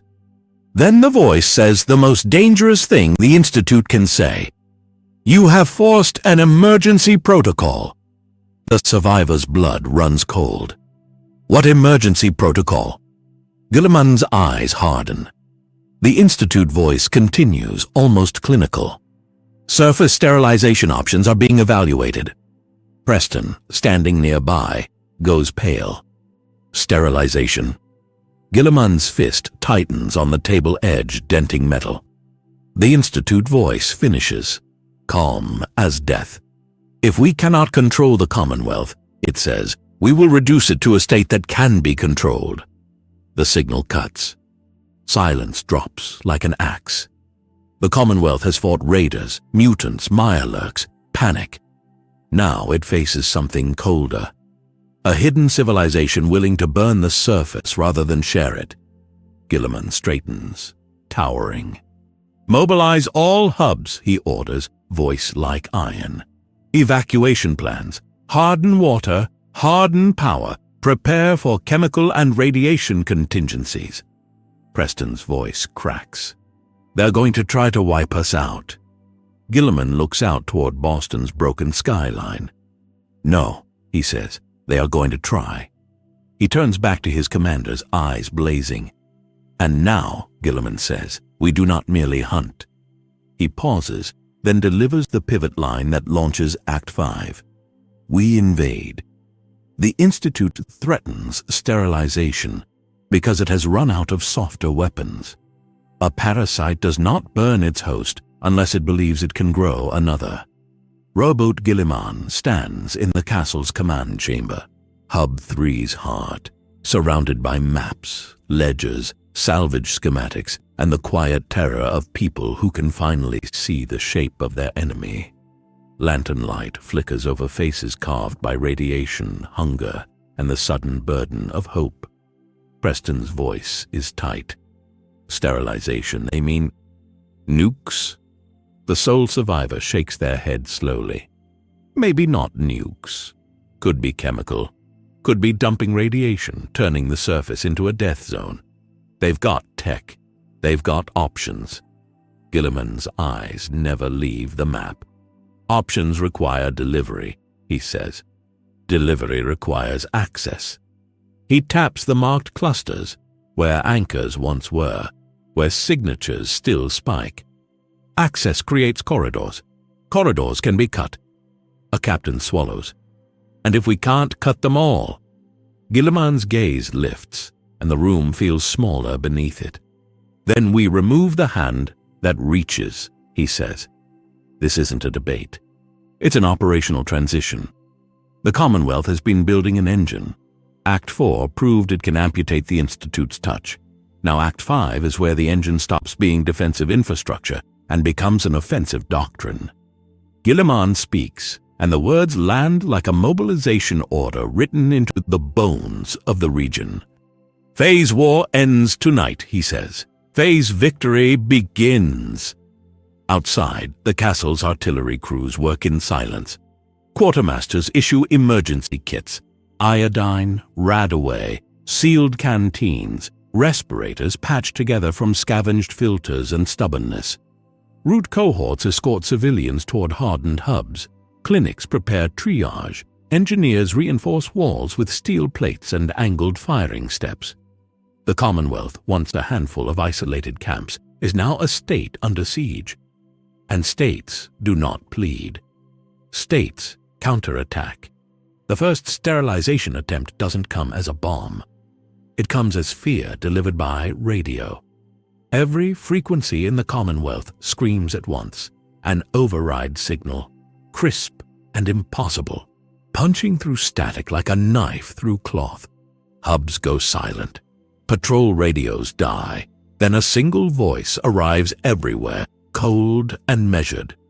Commonwealth residents, it says, remain indoors. Surface contamination will commence within the hour. Panic surges like fire through dry grass. At Hub 1, settlers pack bags and sob and scream. At Hub 2, guards draw guns on each other, accusing. At Diamond City, people stampede toward the gates, begging to be let out, begging to be let in. The Institute is trying to do what it always does. Turn humans into chaos with a sentence. Guilliman anticipated the broadcast. He doesn't try to calm people with speeches. He snaps the system into place. Continuity lockdown protocol goes live. Gates seal. Checkpoints close. Curfew becomes shelter in place. Medical stations distribute anti-rad kits. Patrols take riot positions, shields up, rifles down, force visible, violence restrained. Most importantly, the radio logs. Every hub's transmitter had been rigged with a deadman recorder, a dumb mechanical failsafe that can't be hacked the way digital systems can. It captures the Institute's override signal. Engineers at the castle triangulate the origin burst pattern, not a location, but a chain of repeaters, a ladder of hidden infrastructure, a map of the Institute's desperation. The survivor watches the plot lines appear. They're not sterilizing, they're bluffing. Guilliman doesn't look away from the math. They are rehearsing mass panic, he says, a test of how quickly we unravel. Preston's face is pale, fury replacing fear. People almost died in the stampedes. Guilliman's jaw tightens. Yes, he says. They tried to kill without firing. He turns to the room, voice steel. They have shown us their last strategy, Guilliman says. We deny it. He keys the castle's transmitter, punching through the Institute's broadcast with raw power and an authority the Commonwealth now recognizes instinctively. This is Commonwealth Command, Guilliman says, voice calm, carrying into every home, every checkpoint, every frightened ear. The sterilization warning is an enemy psychological operation. Remain sheltered, maintain discipline. Aid your neighbors. Patrols will enforce order. Violators will be restrained. He pauses, then adds the line that transforms terror into resolve. The Commonwealth does not die to rumors. The panic doesn't vanish, but it stops spreading, because people have something they've never had before, a voice that doesn't crack. The Institute's broadcast fades, and the Commonwealth learns that fear can be countered, not by courage, but by procedure. Guilliman turns back to the map. Now, he says, we climb their ladder. They strike the repeaters within hours. 3 teams, 3 targets. One purpose: destroy the hidden relay sites the Institute uses to reach the surface. This is where the Commonwealth order machine pays off in blood and steel. Route cohorts clear roads in advance. Quartermasters issue demolition charges with precise inventory control. Medics deploy with planned evacuation routes. Engineers carry interference rigs to disrupt teleport follow-up strikes. The survivor leads Team 1 to an old parking garage node masked beneath scrap and abandoned vehicles. The place is crawling with Gen 2S and automated defenses. They hit fast. Smoke, grenades, controlled bursts. The survivor takes point like a blade and the squad follows like a machine. Inside, the relay node hums. Institute tech bolted into concrete, feeding lies into the air. The engineers plant charges. A teleport flash pops behind them. Gen 3 arrival, knives out, trying to decapitate the squad. This time, the interference rig catches the flash half-formed. Reality stutters. The Gen 3 arrives late, misaligned, like a punch thrown off balance. The survivor shoots it twice in the chest, then once in the head for certainty. "Charge set!" an engineer yells. They sprint out as the garage erupts. The relay node dies in fire and collapsing concrete. Team 2, led by Preston, hits a relay hidden in a sewer junction near Bunker Hill. It's ugly work. Tight tunnels, foul air, ferrules drawn by noise, synth ambushes around every bend. Preston almost dies when a Gen 2 tackles him into knee-deep sludge and tries to pin his rifle. He remembers Guilliman's training. Don't panic, don't flail, create space. He jams his elbow into the synth's throat joint and fires point-blank into its skull. When the relay detonates, Preston crawls out covered in filth and shaking, with something that looks like pride and nausea. Team 3, Guilliman's team, hits the most heavily guarded relay, an underground telecom facility beneath a collapsed office tower. This is where the Institute expects resistance. This is where it prepares its counterstrike. They meet synth fire in narrow corridors. Bullets sparking off concrete, Guilliman advances anyway, directing his men in clipped commands. Left suppression, right flank, smoke forward, push. A Gen 3 appears, trying to lure Guilliman into a kill lane. Guilliman doesn't chase. He redirects. Detain, he orders. The squad nets the Gen 3 with a weighted cable and drags it down like pulling a shark onto shore. It thrashes, snarling, trying to phase. The interference rig hums. It cannot. Guilliman kneels beside it, voice low. "You are out of corridors," he says. Then he stands and points. "Charges," he orders. The relay explodes, the facility collapses, the ladder loses 3 rungs in a single night. Back at the castle, the radio spectrum quiets. The Institute's reach shrinks again. But the Institute is not finished. It has one more move. The only move left. The Institute can't win a surface war. It never built for that. It built for invisibility, replacement, and control. So it reaches for a failsafe that turns control into extermination. Guilliman receives the warning from an unlikely source, a defector. A scientist, gaunt, trembling, clutching a makeshift white flag, arrives at Hub 3 under guard, begging for asylum. Her eyes are bloodshot from sleepless fear. "They're going to do it," she whispers. "They're going to release it." The survivor narrows their eyes. "Release what?" The scientist swallows, voice cracking. "A modified airborne contaminant," she says. "Not a nuke, not a bomb, a cloud. Something that targets surface biology, weakens immune systems, makes radiation sickness lethal in hours. They call it sterilization. It's real." Preston's face goes gray. "Jesus!" Guilliman's expression doesn't change, but his hands tighten, controlled anger folded into purpose. "Delivery method?" Guilliman asks. The scientist shakes. "Teleport dispersal nodes, a chain. They can deploy from inside. You can't shoot a cloud." Guilliman's voice is quiet. "Yes," he says, "you can." Everyone stares. Guilliman turns to his engineers. "You will seal hub ventilation," he orders.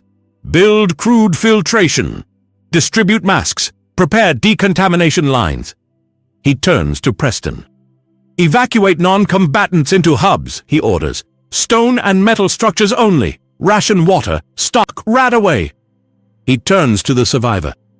"And you," he says. "We end this tonight." The survivor's eyes lock on him. "You're going down there." Guilliman nods once. "We have cut their anchors," he says. "We have cut their relays. Now we cut their throat." The scientist whispers, "You can't breach the Institute. It's—" Guilliman's gaze snaps to her. "Everything is breachable," he says. especially arrogance. Then he points at the map where the signature vectors converge the most, the densest cluster, the place the Institute's corridors have been feeding from. Here, he says, we go here. Preston's voice shakes. And if we're wrong, Guilliman's answer is the coldest kind of comfort. Then we die, attempting, he says. And the Commonwealth dies anyway. Therefore, we do not waste time on fear. He turns toward the castle's courtyard where soldiers are assembling. Auxiliary squads with standardized ammunition, medics with kits, engineers with interference rigs, demolition teams with charges. This isn't a ragtag raid. This is an invasion force built from scrap and rules. Guilliman speaks, and the words land like a hammer on a coffin lid.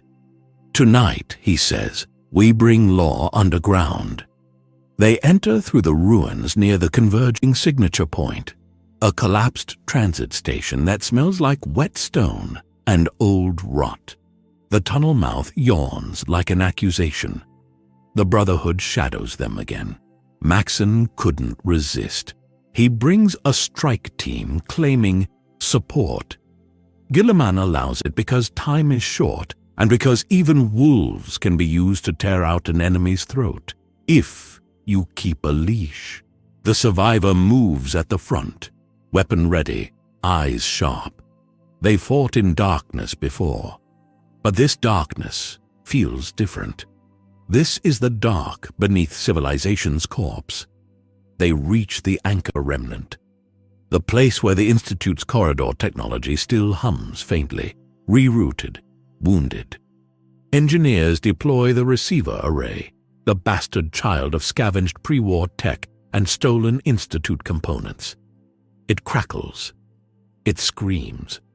Then it stabilizes into a thin beam of coherent light projected onto a concrete wall. A door, not physical, but real enough to step through. The survivor's mouth is dry. That's it. Guilliman turns to his squads. Breach doctrine, he orders. The auxiliary forms up in stacked teams. Engineers ready interference rigs to prevent sudden teleport flanks. Medics position behind the second line. Demolition teams prepare to destroy corridor hardware from the inside. Maxon's paladin mutters, "Finally." Guilliman doesn't look at him. He steps forward first, because he's not asking anyone to do what he won't. He walks into the light. The world folds. For a heartbeat, everything is white. Then, they are inside. Clean floors. White walls, bright lights, the Institute's sterile future humming under a dead city like a parasite's nest. And for the first time, the Institute has to face the surface not as specimens, but as invaders. Alarms blare. Synths flood corridors in disciplined waves. The Institute's voice hits the intercom, furious calm. "You have breached Institute sovereignty." Guilliman advances. "Sovereignty belongs to the governed," he replies. "You have none." The firefight erupts like a machine gun choir. Generation 2S fall in heaps, their frames sparking, their perfect discipline unable to compensate for the fact that the Commonwealth is now moving like an army.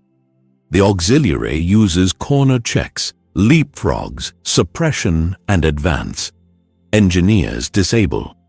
Turret nodes. Medics drag wounded back without breaking formation.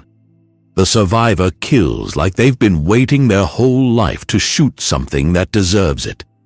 Maxon's Brotherhood fires too, zealous, brutal, aiming to destroy and seize simultaneously. Guilliman's presence holds the invasion together like gravity. They push deeper.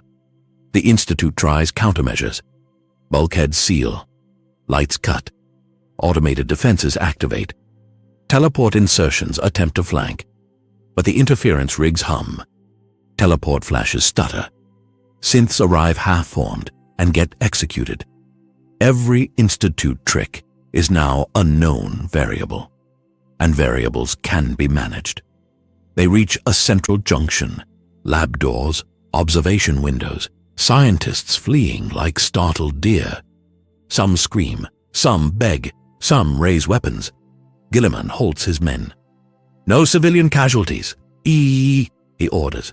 "Detain. Disarm. Move." A Brotherhood paladin snarls, "They're complicit." Guilliman's voice is a knife. "They are captured assets," he says. "You will obey." Maxon steps forward, anger boiling. "We don't take orders from—" Guilliman turns, and the room feels like it loses oxygen. "Then leave," Guilliman says, "or become hostile." Maxon stares at him, jaw clenched, then snarls a command to his paladins to fall in. The leash holds barely. They advance again. The Institute's last defense is not a wall. It's a decision. A sealed chamber ahead contains the dispersal system, the sterilization cloud delivery node. The scientist defector points, trembling. "That's it," she whispers. "If it activates, The survivor checks their ammo. Then we don't let it." Guilliman nods. "Demolition," he orders. Charges go down. The Institute's intercom voice becomes louder, sharper. "If you destroy that system, you doom the surface to uncontrolled collapse." Guilliman doesn't hesitate. "Your control is collapse," he replies. The charges detonate. The sterilization node shatters into twisted metal and leaking tanks that never get to breathe. The Institute's last card burns in its own hand. And suddenly the Institute does something it has avoided for centuries. It panics. A door opens ahead, heavy, secure, and a figure steps out. Not a synth. A human leader with the posture of someone who has never been forced to look a consequence in the eye. The director. They speak, voice tight with rage and disbelief. "You're destroying everything we preserved." Guilliman walks forward. "You preserved power," he says, "not humanity." The director's eyes flash. "We saved knowledge. We saved technology. The surface is a barbaric experiment." Guilliman's voice cuts like a guillotine. "The surface is people," he says, "and you treated them as a resource pool." The director gestures toward the clean halls. "We built a future."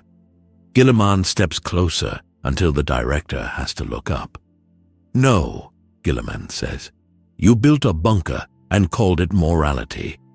The survivor raises their weapon. Preston's hand shakes on his musket. Maxon's paladins tense, hungry. The room is a powder keg. Guilliman raises a hand, and the tension freezes, not because he's magical, but because authority has finally been made real.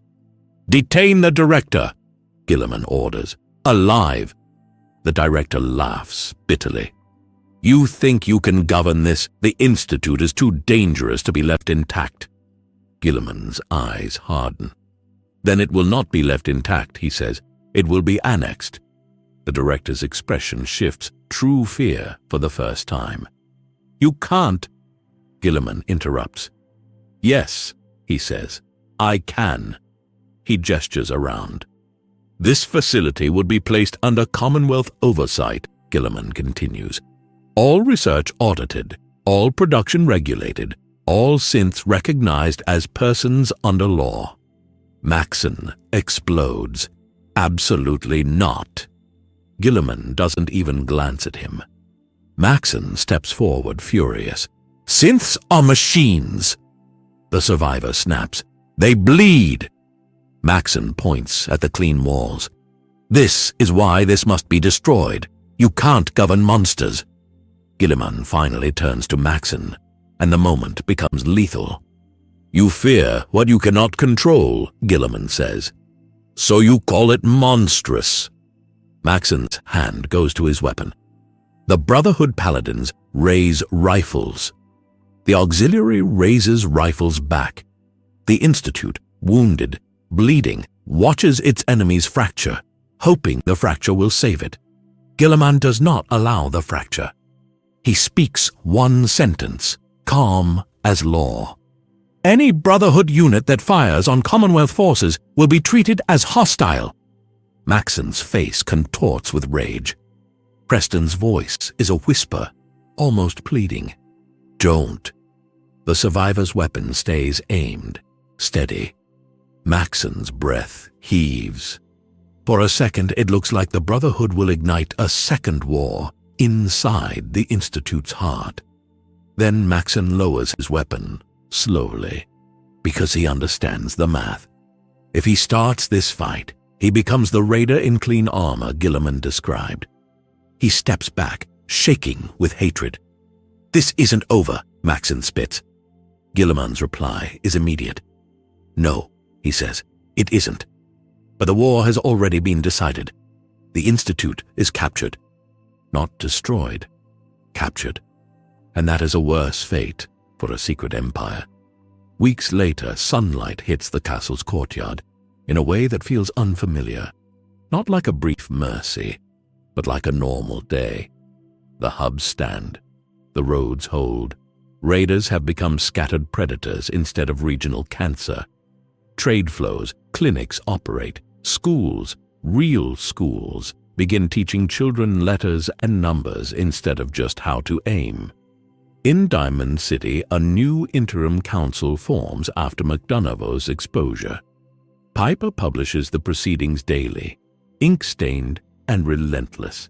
At Bunker Hill, caravans move under escort and pay their tax without grumbling too loudly because they can count their profits now. And beneath Boston, the Institute becomes something it never wanted to be. Visible. Guilliman does not crown himself. He does something more dangerous. He limits himself. He drafts the Commonwealth Charter and has it read aloud in every hub, posted on walls, copied by hand, taught in schools. It establishes a representative council of hubs and major settlements, courts with public trials and consistent sentencing, a civil authority over the Commonwealth Auxiliary, rights of personhood protected for ghouls and synth citizens, a regulated scientific bureau overseeing Institute assets with transparent audits, trade standards, weights, measures, currency backing, emergency powers with exploration and oversight. People argue, shout, debate. That's the point. Guilliman attends the first council session and actually sits, on a lower chair, like a man who understands symbolism as well as battle. Preston stands to speak, voice steadier than it has ever been. We built this because we were tired of burying people, Preston says. We built it because we were tired of being alone. He looks at Guilliman. And we built it because someone showed us we could. Piper stands next, eyes sharp. And we keep it, she says, because if we don't watch power, it rots. Guilliman nods once, approving. Then the sole survivor stands, quiet, dangerous, a person shaped by loss and now forced into history. We won, the survivor says, but winning isn't the same as being safe. Safety is a habit. They look around the council chamber. Make it a habit, they say. The council votes. The charter passes. Not unanimously, not cleanly, but legitimately. And legitimacy is the foundation that survives after heroes die. At dusk, Guilliman walks the castle walls alone. The harbor wind is cold. The skyline is still broken. Boston will never be pretty again. But it is no longer only a warning. It is a project in progress. The survivor joins him, leaning on the stone. So, the survivor says, is it finished? Guilliman looks out over the Commonwealth, hubs glowing, caravans moving, patrols marching on schedule like a heartbeat. No, he says. It's stabilized. The survivor smirks. That's your version of good? Guilliman's mouth tightens, almost a smile. Yes, he says. They stand in silence for a moment. Then the survivor asks the question that matters. What happens when you leave? Guilliman turns to them, eyes reflecting torchlight like steel. If I have done this correctly, he says, it will continue without me. He gestures toward the charter hall. where citizens argue over tax rates and patrol allocations and clinic funding. The boring stuff that keeps people alive. A civilization, Guilliman continues, is not built on battles. It is built on routines. He looks back toward the dark horizon, toward everything the Commonwealth still hasn't tamed. Monsters will return, he says. They always do. The question is whether your people will face them as scattered prey, or as a united state. The survivor exhales, watching a caravan roll safely down a road that used to be a death sentence. "And are we?" the survivor asks. "United?" Guilliman's voice is quiet, final, and heavier than any speech.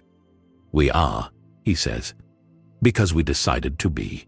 Below them, a new flag catches the wind, patched cloth stitched by hand, bearing a simple symbol, not a skull, not a raider's threat, not the Brotherhood's dogma.